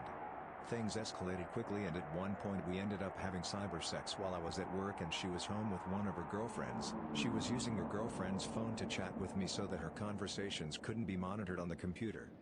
As horrible as it is, I really enjoyed the encounter and masturbated ashamedly in my office the whole time. As it was bound to happen, I got caught by my wife. She had gone through my phone and found the email accounts I had made. She was beyond pissed, and I can't blame her, and I deserved every ounce of what she gave me and more. I was also caught by Kay when she had one of her friends over and they were emailing me from the friend's phone and, unknown to me at the time, watching me as I responded on my phone. She now hates me, rightfully so, although she doesn't have solid proof it was me. I don't understand why my wife didn't leave me immediately. She certainly should have in order to protect her daughter. My relationship with Kay has been utterly destroyed and I have no hope of ever repairing it, and I don't deserve to have it repaired either. I am extremely attracted to her and find myself watching her and fantasizing about her in ways that no grown man should. It's just her though. I don't think of any other underage people like this, and I don't know what to do. I should leave.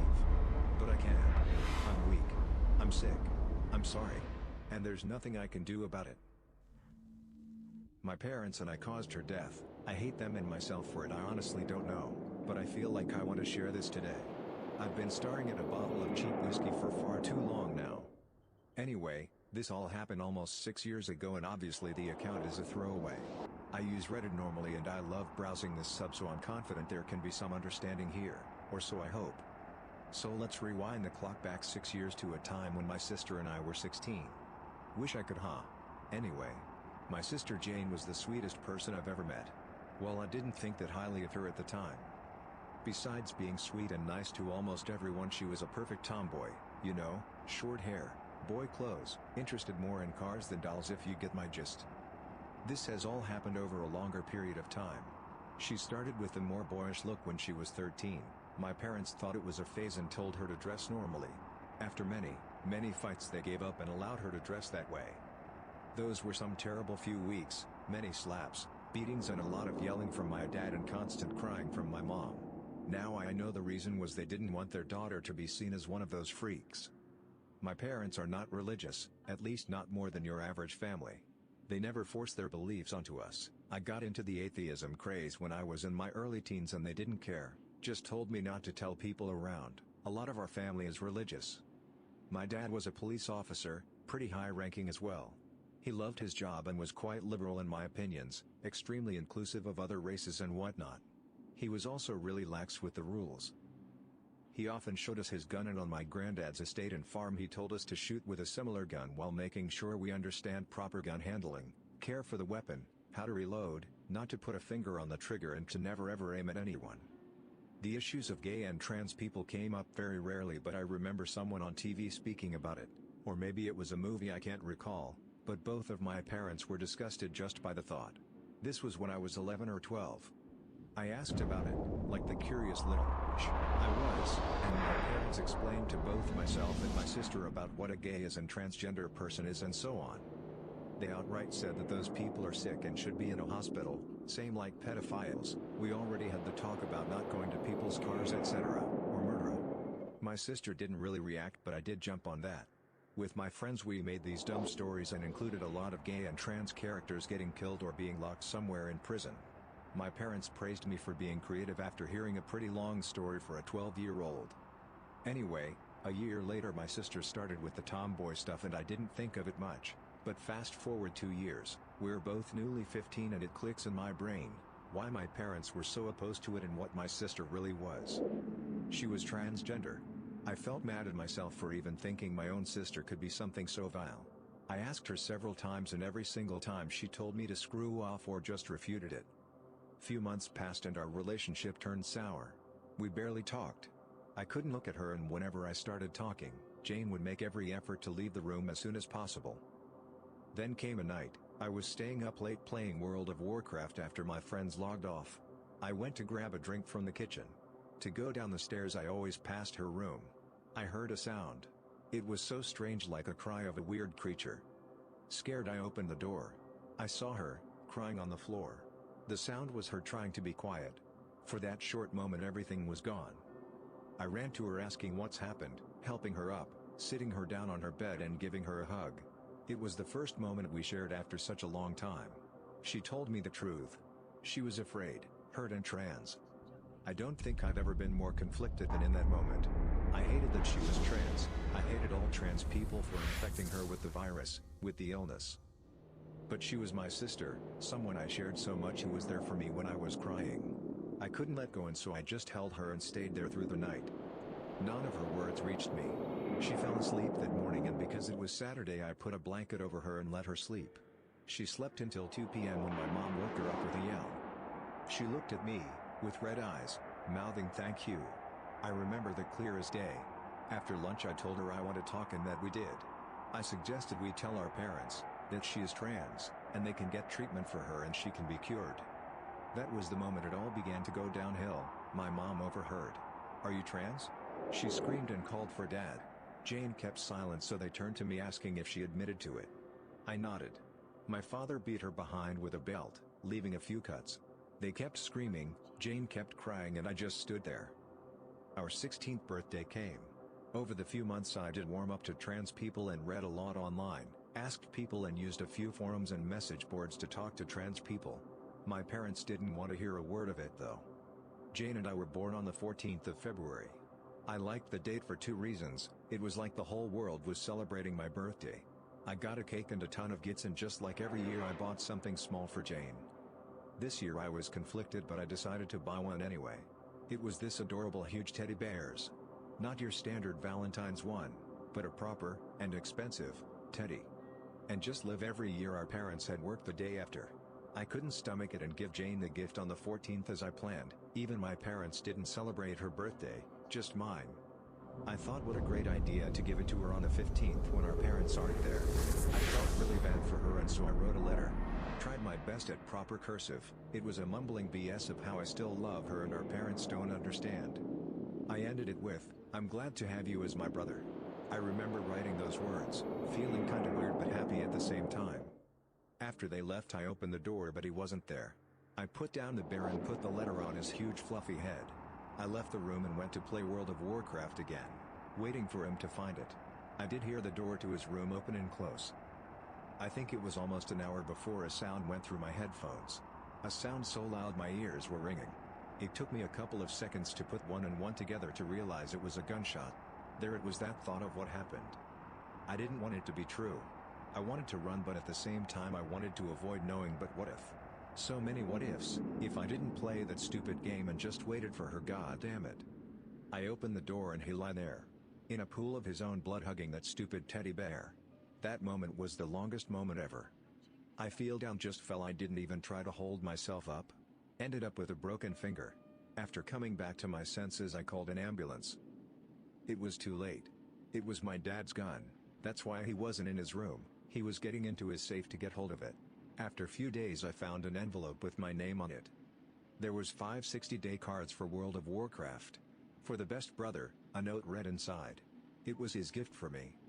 It took my weeks to redeem them but after I did I made a character, named him a weird variation of Jay, as he went by to friends, and our last name.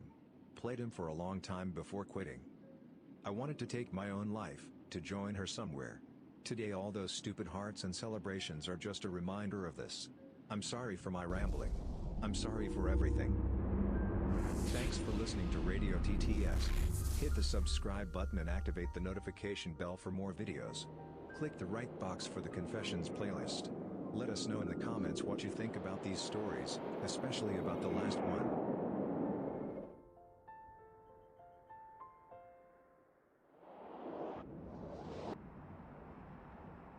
Don't let your daughters have no idea what goes on in the mind of that one helpful neighbor. 7 confessions of Reddit that'll leave you speechless. Especially the last story is messed up. I just realized that I feel the same way about men that red pillars feel about women.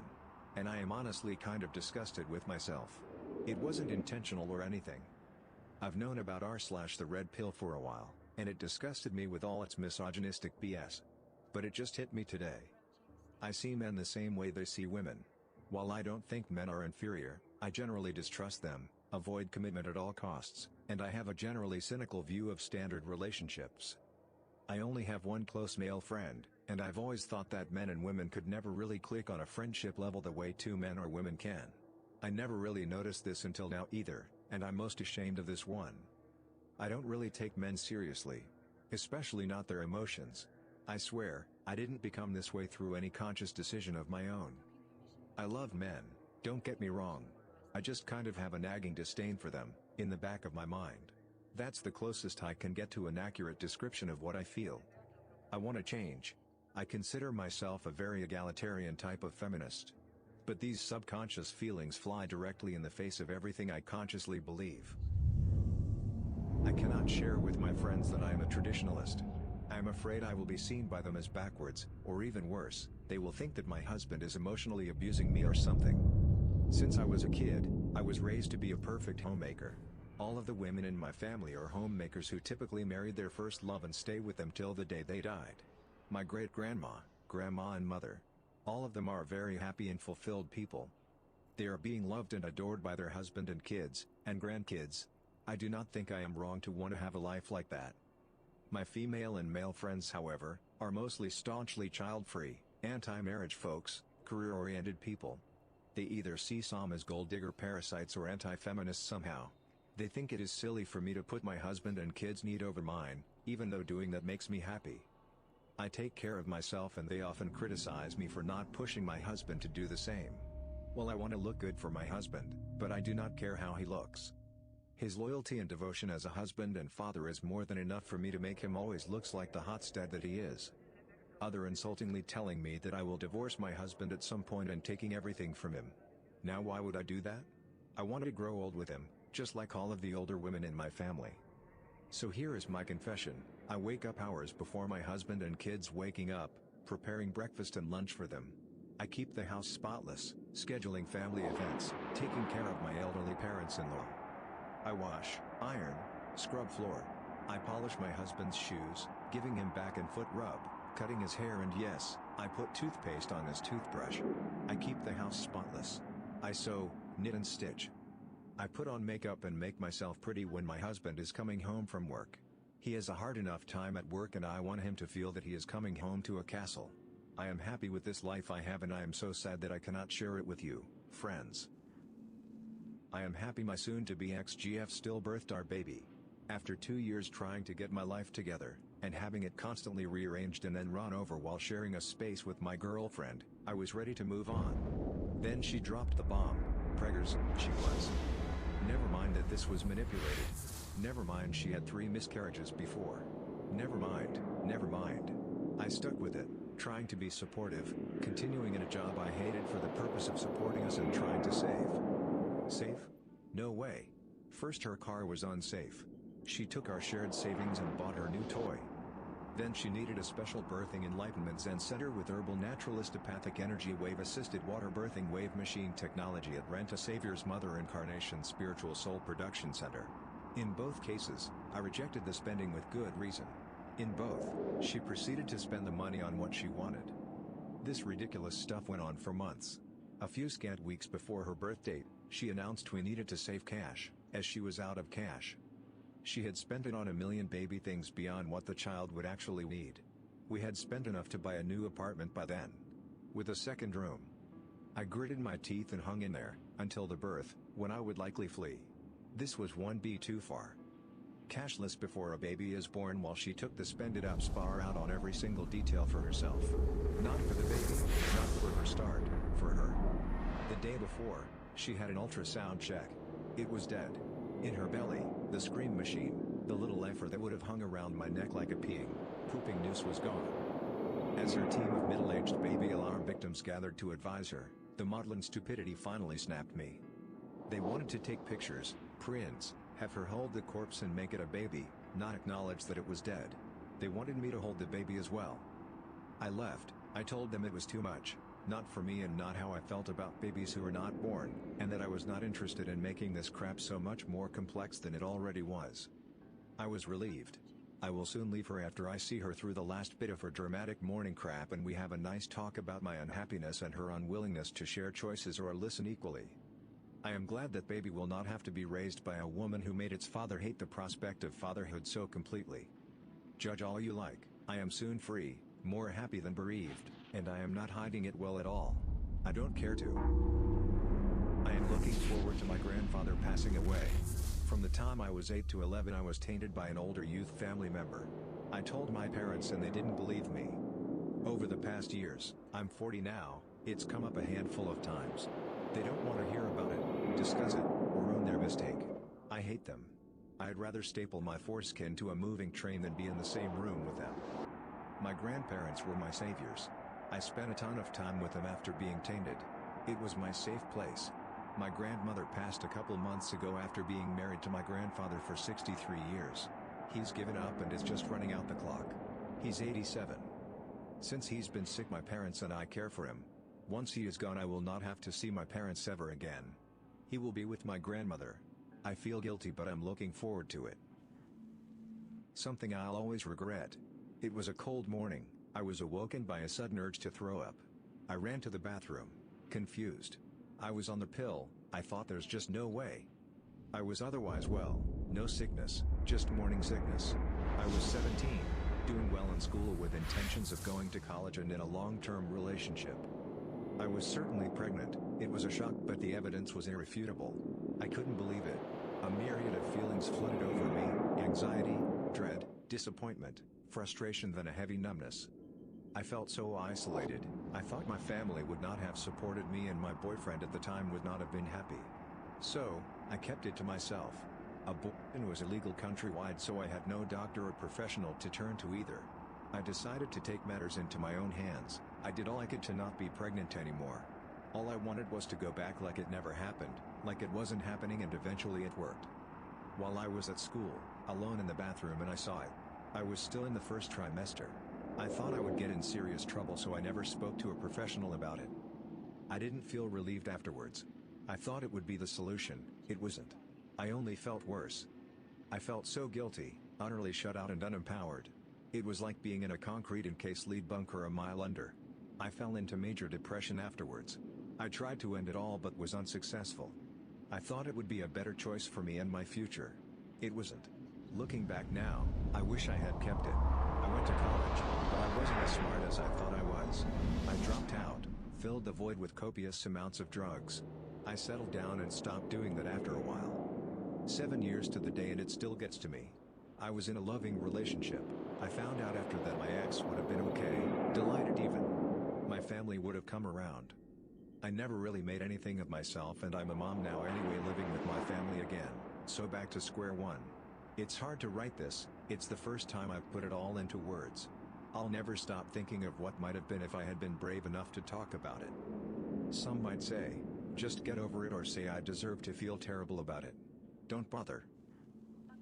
My stepdad was a pedophile. So he isn't my stepdad anymore, let me get that very clear, my mom divorced him almost as soon as she found out. So my mom was married to him for around 7 years I think, and he didn't seem like the worst person. He didn't really care about me or my brother, but he wasn't an a-hole to us either. So at the end of the 7 years, we are having dinner one night, when there is a knock on the door. So he goes to answer it, and that is the last time I see him. Then in no time at all there are maybe 15 police officers turning our house upside down for hours, taking anything and everything of his that was electronic. Because what we didn't know was that he was a pedophile and, through the whole time we knew him, was distributing and receiving indecent images of child mistreatment across the internet. He was caught because someone else had given up a chat room he was in and they traced his IP address. So yeah, we lived with a pedophile for 7 years without knowing it. So this is probably the worst thing you will read that isn't complete BS. I fantasize about doing horrible things to faceless people every single day. It started as young as I could remember. Initially it would have me playing the hero, but someone always died and it was always violent. As I got older and started becoming interested in, and eventually having doing it, the fantasies got progressively worse. I killed a few animals for the sake of killing them as a teen, but it wasn't like I was a cat serial killer. It was rodents mostly. Usually setting them on fire. I also used to set my local woods on fire. I don't feel angry towards anyone in particular, but I definitely want to kill someone. I have also fantasized about essentially keeping a human slave, but it would be impossible where I live. Every night before bed my head hits the pillow and the fantasy plays out. They are often reused fantasies, but over time they change. The current one is that some girl walks into my house by mistake, at night. No one saw her come in and I proceed to do awful things to her. It isn't out of desperation for sex. My love life is pretty regular, although almost entirely one-night stands. I just genuinely do not care even the slightest bit about 99% of the population. If I could kill someone for monetary gain, excluding a handful of people, I wouldn't hesitate for a second if the logistics were worked out. But then I also have a completely contradictory reaction to events. For example, I witnessed a pretty bad car crash and I instinctively pulled over, called 911, tried keeping the one guy conscious by talking to him until the ambulance came. I felt great afterwards, but within a days any and all effects it had on me were gone. I get along decent enough with people to the point that they always invite me to things even though I make up an excuse every single time. Sometimes I just want to go up to a random person and bash their brains in and stop living a facade. I know I am capable of taking the first necessary steps to kill someone in the way I would want to, but luckily for me and my potential victim, I never came across someone I wanted. I think if I had, I would have done the cliché and offer a ride with a wide smile, thinking about puppies to give a look of sincerity. I think it would be unlikely I would kill someone that first time, unless she fit an extremely specific type. That's another messed up part of me. For no reason I can comprehend, I view blonde women as absolute goddesses. Pure, no matter what they do. Thoroughly beautiful. I also oddly prefer them to be like model skinny with a little bit of a butt. This is odd because I have always instinctively been attracted to brunettes with big butts, hips and waists. Also, in my fantasy, the person I would keep is always blonde. There's actually this poor girl I obsess over, but don't worry. Unless she encountered me randomly in the middle of nowhere, alone, and no one witnessed me being there, I would never hurt her. Solely because I would be a suspect. Ladies, I say this to you as if you were my niece or daughter and not a potential toy for a monster. If anyone ever threatens you into being quiet, your life depends on you screaming as loud as you can. Whatever they do to you on the spot, if anything, who wants to waste a perfectly good pussy, right? Is much less than what they had planned for you. What they likely had planned for you was a lot of rape. Then probably some kind of intimate torture. Personally, I would probably go with biting or pinching or maybe just a few solid punches to the face. Don't trust the meter reader. The exterminator is looking for something bigger to kill than a rat. That guy who knows your name and address and all your interests probably shouldn't be trusted just because he delivers your mail. All truckers are serial killers. Assume that just to be safe. They probably are anyway. Don't let your daughters that are developing and have no idea what goes on in the mind of that one helpful neighbor who just can't quite settle down, because I assure you, if the clothes are short or tight, someone is thinking about ripping them. I believe in the death penalty. I believe it is a deterrent. I never killed anyone when I lived in a death penalty state. I was deterred. I do honestly believe that if I was pre-emotively sentenced to death, I would of course fight, but in my head I would know it was the best possible thing. I don't know if I will ever follow through and actually abduct, rape and murder a girl or girls, quality over quantity, I say. But if the situation spilled out onto my lap, I would definitely not pass it up. Funny little tidbit, I used to drive a white van. Ha ha ha ha ha ha. It was a Ram 1500, so looked more family than a work vehicle. Also, this reminds me of a time I passed by two children with whom I share familial DNA and I said, "Hey kiddies, get in my van, I got some candy," and then did a stereotypical crazy laugh. The kids got a kick out of it, but I always found it odd not a single person, it was in a parking lot, said anything. I think that's pretty much it. Now you may read this and think I'm full of shh. I would probably think the same, but I don't think people just trying to get attention tend to include the rapey bits as well as other possible implications. Ultimately, what I want out of this is for someone to tell me there's something else at play here and I am not a psychopath, but I actually have some messed up mental disorder. Then I think about all the rape and murder that goes on and I think maybe I'm just one of those people. I want to have my cake and eat it too. I want to commit the act because I don't think I can get better, but since this is a confession and I am trying to be brutally honest, I kind of want, though no sane person ever would, someone to tell me to do it. Give me validation. Tell me it's who I am. Fulfill my destiny. Become an eternal stain on my last name. Or perhaps someone will get lucky and I will die a pathetic and nameless corpse somewhere because no one cared to identify me. Right now I feel like the word before a volcano erupts. No anger though. This operation is being led almost entirely by my peeps. Seriously, what do I do? I'm open to suicide if it's painless. Although that might make me justify something worse.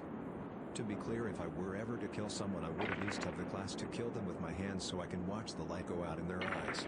Not like some penis-less coward like son of Sam or Zodiac. Hell, for all I know I do it once and have horrible regret and never do it again. I just don't know. It felt good to get that off my chest. Thanks for listening to Radio TTS. Hit the subscribe button and activate the notification bell for more videos. Click the right box for the Confessions playlist. Let us know in the comments what you think about these stories.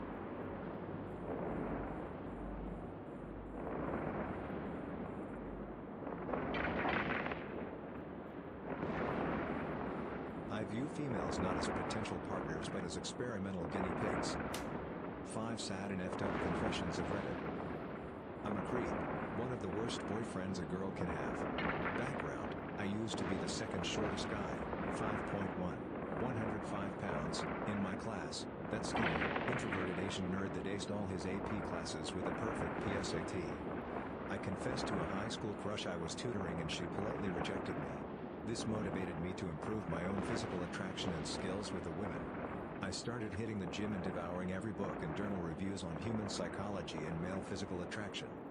I paid meticulous attention to my personal grooming, clothes, hygiene, body language, communication, emotional control and mindfulness, posture etc.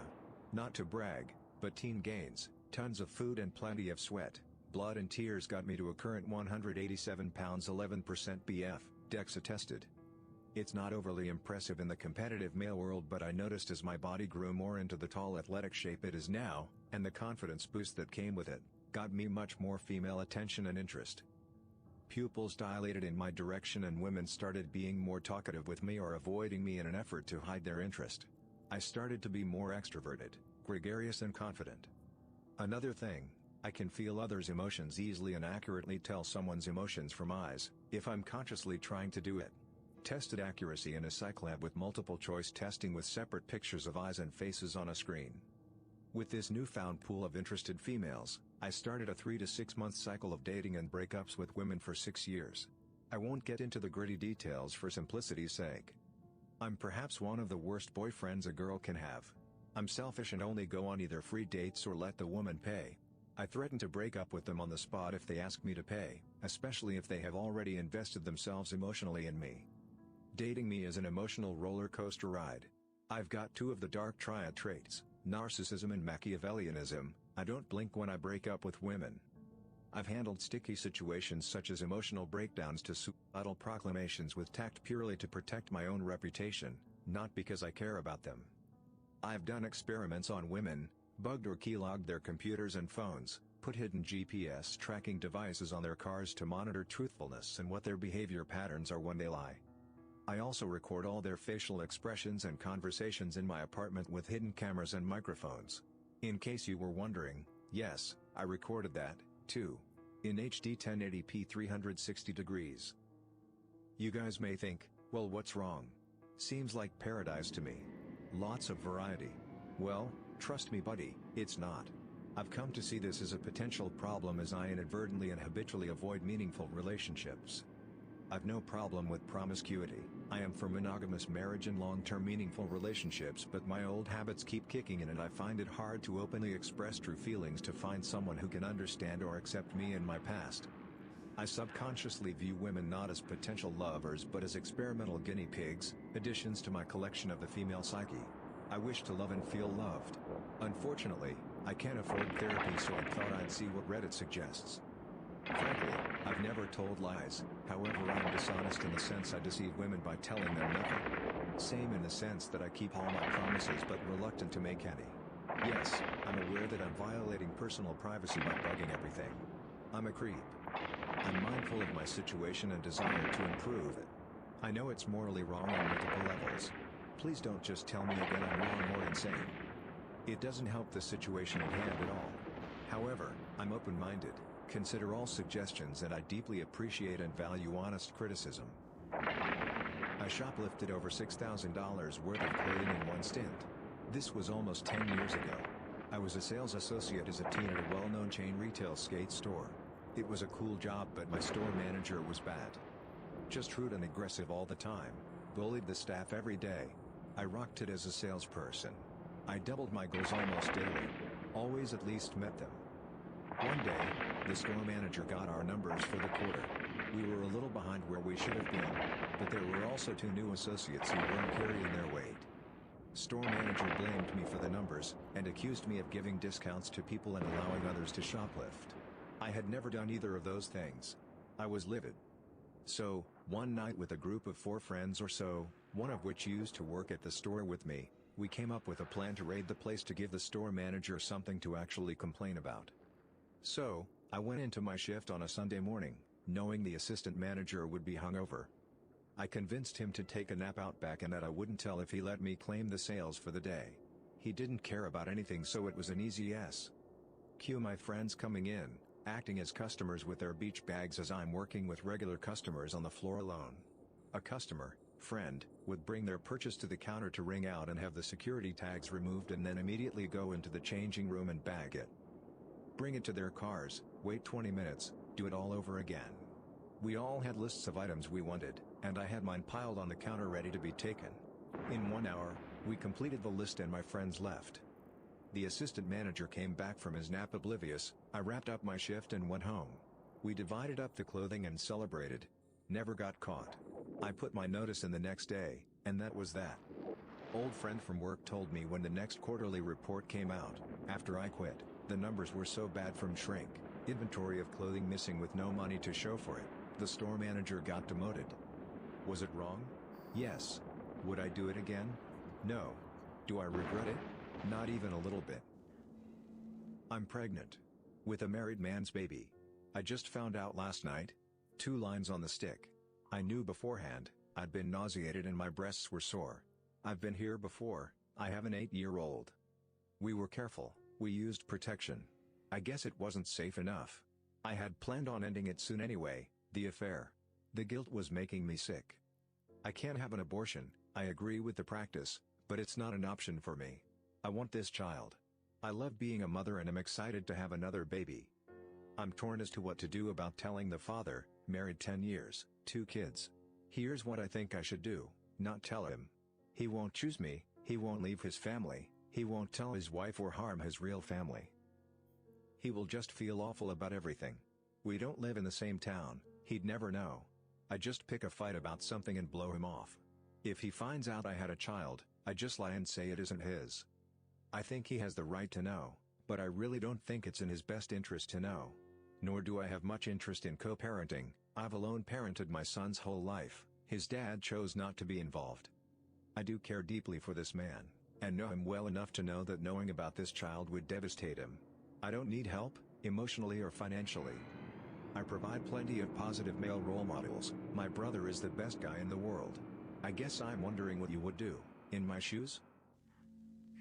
I am planning on running away from my current life and leaving my 2-year-old daughter and her mother. I really don't know what to say. I still feel shameful even I know I am just writing to strangers who may not believe me, and even if they did, in the end they would forget about it and we would never meet. But enough of my feelings. I am 24, my girlfriend is 22. I am leaving the country forever to escape from a responsibility that I didn't ask for. I am a father but not by choice. 2 years ago, I impregnated my girlfriend by an accident. We used condoms but it did happen. We did have a talk about possibility of pregnancy before the accident many times, and her stance was for abortion as better alternative than being a parent. She was 10 weeks pregnant and wanted to abort. I was supportive to her and went with her to the clinic for the first appointment, but after 3 days she changed her mind, or at least I though at first, and wanted to keep it. I asked why, but she didn't answer me. The other day her parents called me to congratulate me. In that moment it hit me, they pressured her into having a baby. I searched in her phone and found a conversation between her and her mother. I was right. The only thing that matters for them most is having a grandchild before they die. She loves them to a level that she would do anything to not anger them. I don't have that kind of love for them. I don't want a child, at least at this stage of my life, and I want to travel, have fun, work and continue my studies to the highest level. My girlfriend was able to convince me to stay with her. She said that I will change my mind. I stayed because I love her and I didn't want her to go through her pregnancy alone. My mind didn't change. I tried every day by reading books, articles and listening to parents about how great it is to be a parent, but I was unable to love the father role. My girlfriend gave the birth to our beautiful daughter 2 years ago. I love my daughter and love playing with her, taking care of her, and I excel at being a parent to her according to everyone I know, but I don't have the desire to be one. I never felt any desire to stay with her instead of working, studying and traveling. Every time I find myself wishing to be somewhere else or even be someone else. I wish my girlfriend had miscarriage or an abortion or anything other than having a kid. I am a bad parent and a bad person at the inside. Out of all of this, the most frustrating side of the situation is my girlfriend's parents' behavior. They portray the stereotypical crazy, controlling rich. As I said earlier, I love to work and study. Sometimes I would stay late for hours working, but currently I am unable to do so. Guess why? 2 months after my daughter's birth, I was planning to work until midnight, but my boss asked me to go home. Is that so? It's fine. Well, not. The other day he called me to ask me not to be at work at this weekend, and starting from that day I cannot work for more than 8 hours per day because it's against the best interest of the company. Do you believe it? To me it was so obvious who is responsible for the change. I went straight to my girlfriend's father's office to speak to him. He didn't deny anything. In fact, he was happy about himself, because I could spend more time with my daughter, but it wasn't enough for him. He's planning on pushing for a promotion for me after 6 months, so I could be paid more and work less. I work in consulting, love my field and want real work, not staying at an office. The problem is that I can't escape their span of control since they are stockholders at many potential firms and that they have connections at others. My girlfriend knows about her father's doing, and she thinks we should be grateful. No, absolutely no. I want to work like a normal person. Everyone at my firm is afraid to upset me and acts careful around me, to a level that they start avoiding me. I just can't keep living like that. My only solution to escape this nightmare is to fly out the country to someplace where they don't exist, someplace where I can be normal. The most rewarding moment of my life was seeing someone's reputation being destroyed. But I don't feel bad. She did it to herself and it was well deserved. I'll call her Brittany for privacy's sake. She bullied me viciously in high school. We were constantly competing, so there was always animosity between us. We both were tied for number 1 in our class at the beginning of senior year. She and I were the 2 captains of the cheer squad. We were 2 of the most popular kids in the town. And we were both very respected by the adults in the community. So we were always trying to outdo each other. Brittany finally got an opportunity to leave me in the dust, so she completely destroyed my life. I was out with some friends of mine, riding back roads and drinking. Small town equals nothing to do. I wasn't even aware that her boyfriend was tagging along with the other 6 people we stuffed into the truck. I was extremely drunk by the end of the night and can barely remember the situation or how we ended up alone in the back of the truck together. What I do remember is throwing up out the open door while he was pulling my pants off, and my head spinning too hard to push him off of me. About a week later, he and Brittany got into a fight, in which he got so angry he told her that we had sex. She stayed with him in the long run, but made my life living hell. She and her friends harassed me for months, until eventually the majority of the school, and even the adults of the community were harassing me as well. Online, at school, during football games, at work, and people would even make a point to bother me while I was just out grocery shopping or filling my tank. I lost all my friends and my dad, his wife, and their entire family ghosted me. The only thing I had was cheer, until she managed to get me kicked off the squad. By January of my senior year, I was self-harming almost daily, and dropped out and finished all my work at home. My mom did most of it because I hardly would get out of bed. I finally made a friend, and we were super close. 2 nights before graduation, she had a party at her house, and she specifically asked Brittany not to come. I was finally socializing with some old friends. The alcohol had me pretty confident. Out of nowhere, I was jumped from behind.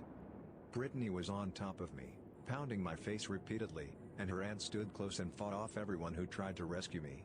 Some guys finally pulled them away, but they sprinted away and left me on the ground with a busted lip and my eye swollen shut.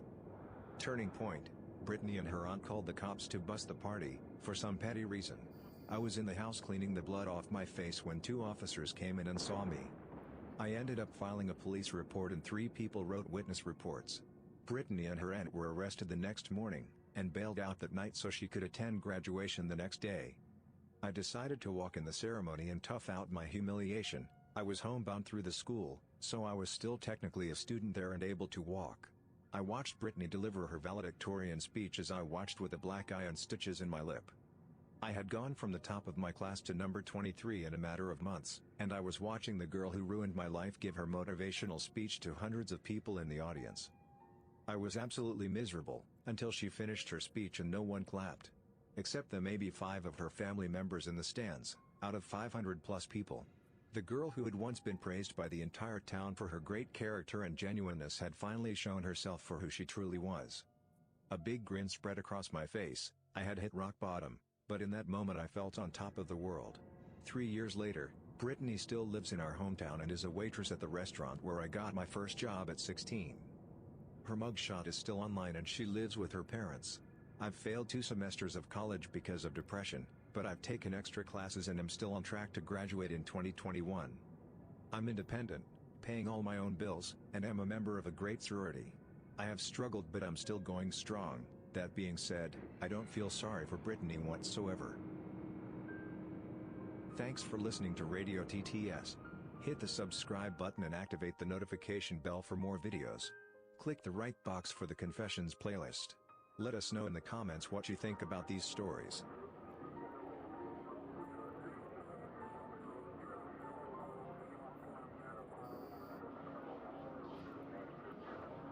She will be miserable and knowing that makes me very happy. 14 brutally honest confessions of Reddit. I think I may have Munchausen syndrome. Maybe not quite full-blown Munchausen syndrome, wherein signing up for elective surgeries, and bouncing around to multiple doctors to get totally unnecessary procedures. I also have some legitimate chronic medical problems. But, I've definitely pushed for more testing than I need.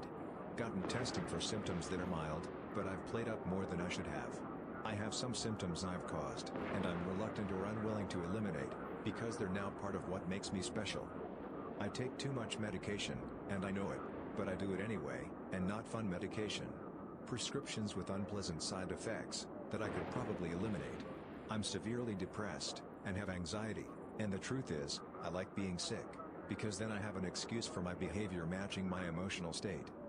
It's not even that I want the attention. It's more like I just want to not feel the internal pressure from myself like people are judging me, and if I'm ill then I can justify that people will give me a pass. I don't like being sick, but I desperately want to be sick. I feel like the worst person on earth. And you'll agree. I hate cheaters but I basically created one. I'm a 20-year-old female. Just got a very nice job for folk my age. I had met my coworker who is a 29-year-old male and is married. We work in a situation where we have to communicate all day. Over the near 7 months that I have been at this job now, we have grown very close and have bonded over hundreds of things and have found that we are very alike, in a hard-to-find way. He had introduced me to his wife, with the thought that we are somewhat alike and that we would get along. With due time, we did and I had hung out with her several times, prior to other things. Aside from that, at one point, he had taken me in for a very tight and wholesome embrace. It felt right. I felt safe and content. It was the first touch I've ever experienced from him and it completely took me off guard. I didn't want to let go. Fast forward some time, sometimes this job requires travel away from home. The first time we had to travel, we stayed in the same hotel and didn't really talk.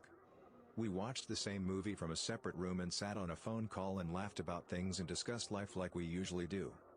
The second time, however, we went to dinner and came back to the same room. We chatted and I was reintroduced to that comforting embrace that I had oddly craved and missed. One move led to another and we had decided to set boundaries.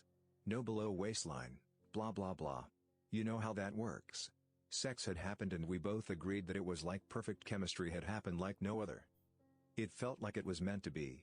With that, we don't work together as of right now, but if we travel to the same work area, we will stay in a room together and you can assume the rest. Him and I have an emotional connection that I never knew could exist and it frightens me. His wife is aware of his mental state change when he's away from me and had realized that him and I get along fairly well. I like her a lot and consider her a friend, as does she with me. I can't help but to realize how much of an absolute bad person this makes me and how badly I am hurting someone. He is actively trying to leave her for me and I don't know what to do about it to avoid hurting someone else, even though it would really hurt me too to not be able to have him. It is out of his nature to cheat, or lie, or do anything of the sort. He isn't like anyone I've ever met. And yes, it had only been such a short amount of time, but spending your whole day with that person and just fully getting to experience and know them makes it feel like so much longer. He explains it to me as there has been a part of him that he feels he has had to hide from her. They both grew up raised in very strict Christian homes. No swearing, drinking, sex before marriage, etc., since she doesn't fully accept that aspect of him like I do. I honestly don't know how this will end, when it will end or blow up, or where we'll be. I don't want kids. My little sister was born 12 years after me. I'm 21 and she's 9. Whenever I tell people I don't want kids, I get the typical, "Oh, you'll change your mind" response, which does boil my blood. I raised my little sister until she was 5. I hated every second of it.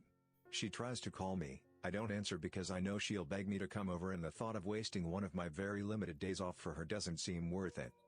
I feel like I wouldn't love my child and I would definitely not want to look after one. I'm too selfish to ever have a kid, but why do people think not having a kid makes me even more selfish? I hate my marriage, but I won't get out of it for fear of having to raise my kids alone. I never should have gotten married. If I'm really honest, I never should have stayed in this relationship for longer than a few months. I should have just had some fun and then gotten the hell out. But now I'm stuck with no way out. I had 2 children way too young. I could post an entire other confession related to that, but I digress.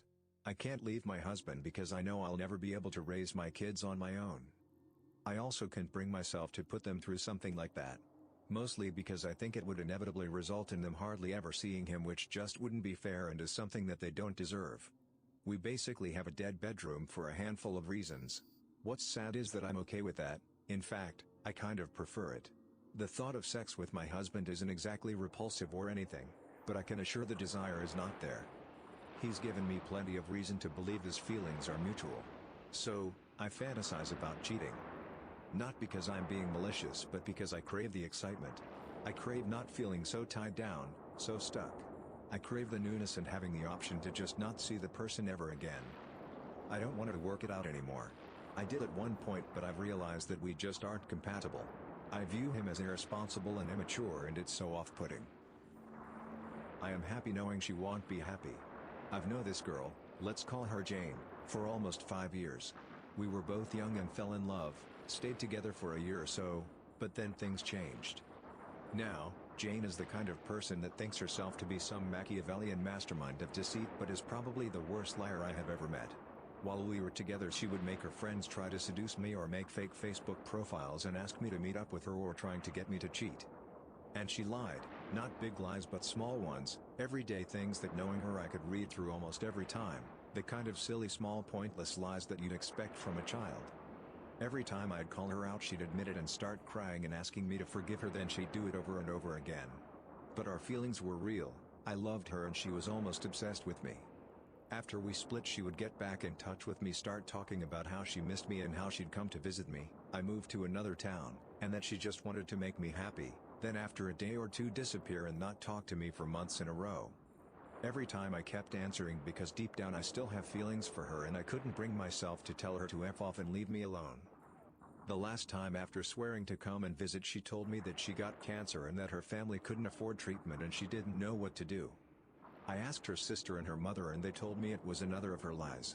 Haven't talked to her since, but I now see that she got engaged to some country hick, and at first it hit me a bit harder than I thought it would. She was my first serious relationship and I will always have some feelings for her. But I know her. I know how she thinks and I know that engagement or marriage will not end up well. She first met that guy 2 months ago after I stopped talking to her and now they're getting married. It's gonna be an absolute disaster and I'm almost sorry for the poor dude. But when I realized how much of a train wreck he's gonna be and that in the end she'll end up alone and sad left only with her lies again, and I admit to being a bit ashamed of myself, it made me incredibly happy. The kind of instantaneous happiness you get when you get a gift or a nice surprise. She will be miserable and knowing that makes me very happy. I have just about every fetish in the book. I'll let a girl sit on my face. I'll eat her poop, sniff her farts, whatever. I think all my female cousins are hot. I've jerked off to a lot of my family. I think sexual assault porn is hot. I look for real sexual assault videos all the time, to no luck, because nobody records their crimes. I like fat chicks. I've jerked off to beheading videos on LiveLeak. I've jerked off to this one video where a cartel is burning his cheating girlfriend with a cigarette. Only thing I don't really get is feet. I mean, don't get me wrong, I think it's hot to lick a lady's feet. But it's not like I get a boner when I see one. It's just an addition to sex. I accidentally caused a burglar to fall to his death. This happened long ago. When I was a young teen, we lived in a duplex that occupied the 3rd and 4th floors of a 4-story building. There was a fire escape on the 3rd floor but not the 4th, where my bedroom was. A week or 2 before this, my father was talking about being told of recent break-ins and people looking in windows in the area. One night I was asleep in bed and heard some metal clanging but didn't think much of it as there were often people passing through the alley below all night. Suddenly I saw a man's head appear in my window and of course it startled the hell out of me. I froze up hoping he didn't see me as it was super dark. The window was open at the bottom just a few inches to allow for some breeze. I heard him messing with the window and saw him reach towards the top of the window. I am not 100% sure what he was doing, but it seemed like he was trying to see if the window would open from the top. I remember he wasn't wearing a shirt. The window was near my bed and I took a broom that was next to my bed and quickly poked the handle through the open crack into his chest to try and push him off of the window ledge. To this day I don't know what the hell I was thinking because I wasn't intending on killing him. I think I was hoping it would startle him and he would fall down onto the fire escape and run away, or something? I didn't fully think it through. The police think he had a friend below who had passed him the ladder and he was standing on the top of the ladder, which was balanced on the fire escape below. He was startled by my poke and fell backwards off the ladder and down 4 stories onto the alley and cracked his head open on the pavement and died. I remember hearing the ladder crash on the ground below.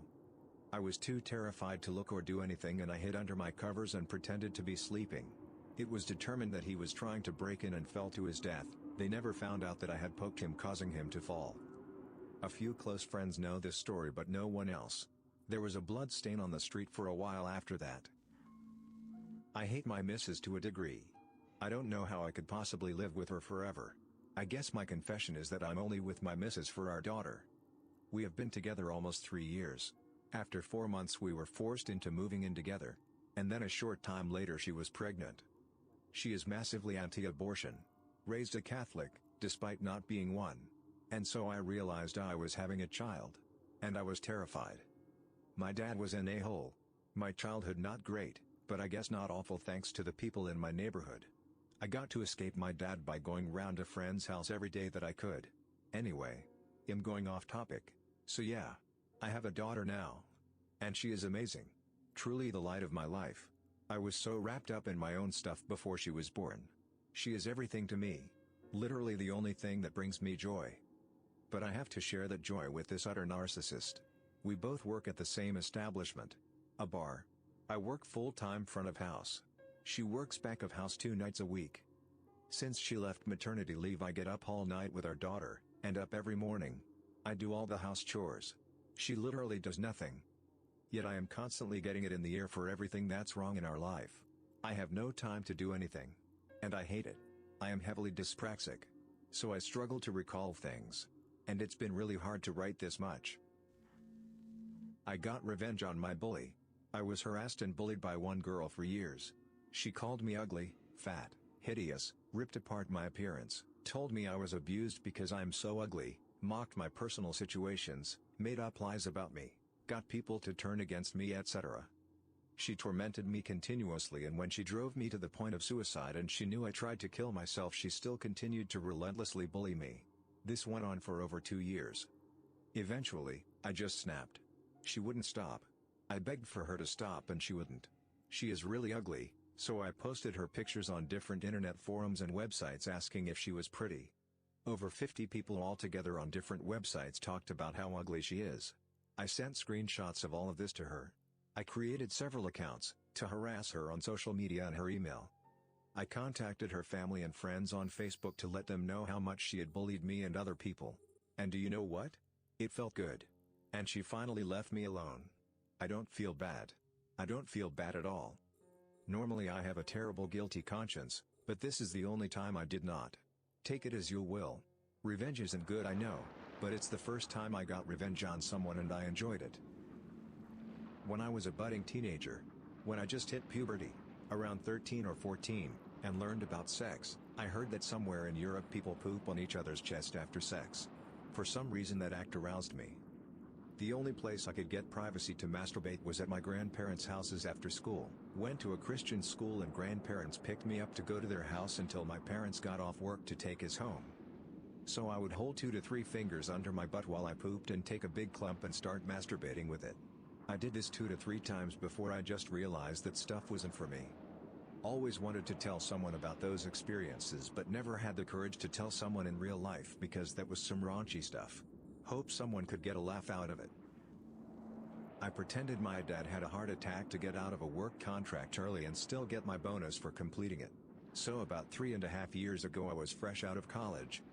I unexpectedly graduated college early because I realized how much debt I was already in, realized I'd been working my butt off way harder than I needed to, and if I just pushed a little harder for my junior year, I'd have all the credits I needed for my degree. Without that extra year of planning, I realized I had no idea what to do. During my last semester I applied for a seasonal job that provided housing across the country, and got it. 2 weeks after graduation, I left. My boyfriend had applied to the same company and didn't get hired, so I left him behind and we became long distance. The job was a blast. I was literally living inside of a national park. I made great friends. But not having my partner of the last 3 years by my side was tough, and one of my roommates was actually insane. She went off her meds and myself and my other roommate kept overhearing her talking to someone in the bathroom about how much she hated us and how she was afraid she would do something. I kept dreaming I woke up to my other roommate stabbed in her bed. The crazy roommate was also a filthy hoarder, so we were living in actual filth. It was nauseating to be in the same room as her, and I was terrified to even try to touch her stuff to clean it up. For weeks, I had my things packed in case I had to run out. I spent 2 whole paychecks on a car off Craigslist because I didn't have one and I felt vulnerable without an escape plan, no cell service, only one mountain phone in the office. One day we get home from work and I ask my manager to speak to her in her office. My plan was to explain the situation and ask if there was any room for me and my good roommate in another apartment. But what really happened was I started sobbing. Like, ugly, can barely breathe sobbing. It just slipped out. I said my dad had a heart attack and I needed to go home. In that moment I realized if I broke my contract, I wouldn't get the sizable bonus we were promised if we stayed. I said I didn't want to leave them hanging and I was really worried about money since my dad couldn't work. She said that family came first and she'd see if I could still get my bonus. All my stuff was already basically packed, so within 15 minutes of that conversation I was on the road. I didn't even go to my parents. I drove 24 hours to my boyfriend's, a completely different state than my parents. The shitty car was a trooper and didn't break down until about a week after I got there. I didn't even say goodbye to the friends I made there. Not only did I get my bonus about a week later, I was able to call them for the next season and get my boyfriend and myself jobs as managers, and we worked there for 2 years. My crazy roommate tried to come back but wasn't hired. Thank God she was also a bad employee. I'm still not sure why I didn't just tell the truth that day, and honestly feel guilty for it. I'm the other man for 2 guys who are married to each other, and they don't know it. Getting this off of my chest. I'm a single guy and a year ago, I started hooking up with a married guy I met on Growler. There's no relationship between us other than when he's horny he sends me a message and I go, have a little fun, and I come straight home. It's purely physical and I'm happy for it to stay that way. About a month ago, I got a message from a random guy on Grindr to come over for a little fun. Followed his directions, and it took me straight to the married guy's house. It was his husband. I thought, F it, why not? I'd been with this guy's husband plenty of times, I'll see what this guy was like. It was fun. A lot of fun. And again, it's purely physical and I'm very happy to keep it that way. So for the last month, I've been hooking up with both guys who are married to each other, and they don't know it. I know I'm a genital for hooking up with married men, and for knowing that they're both cheating on each other and they've no idea, but I have no intention of saying it to either of them because I don't want it to stop. I despise most people. I am trying to be as good as possible. Always better than I was yesterday. I eat healthy, keep fit, am in excellent shape. I haven't needed a doctor in 20 years. I never received any social benefits in my whole life, even though I could have. I educate myself regularly, I have an excellent income, my own company that runs well, hard work, think 70 hours per week, 365 days. I come from a poor family, had nobody to help me and worked my way up all by myself. I go out of my way to help sometimes random strangers but especially my friends. I jump on a plane no questions asked. I volunteer in animal shelters and feed and care for stray dogs and cats. I keep to myself in public, try to be quiet and respectful towards everybody. Now what do I get for this? Less than nothing because A. My taxes pay for the idiocy of other people who eat and live unhealthy and become sick because of that, which ruin the healthcare system, so if I ever need proper help I'll suffer under an exhausted healthcare system. B. People behave horribly. Most of them are egocentric and highly inconsiderate, neighbors being loud till 1 to 2 a.m. because it's the holidays. C. Society supports idiots. I have to support other weak people with my work and my health. We really need a new plague. Because I wish them all suffering and pain. All those ungrateful idiots really do not deserve society's support. Me and a friend went dumpster diving and I was incredibly shocked at what could have been donated to homeless people just thrown in the garage bin. We got at least 50 bananas, we could have gotten more but didn't have the room. We got strawberries and blueberries,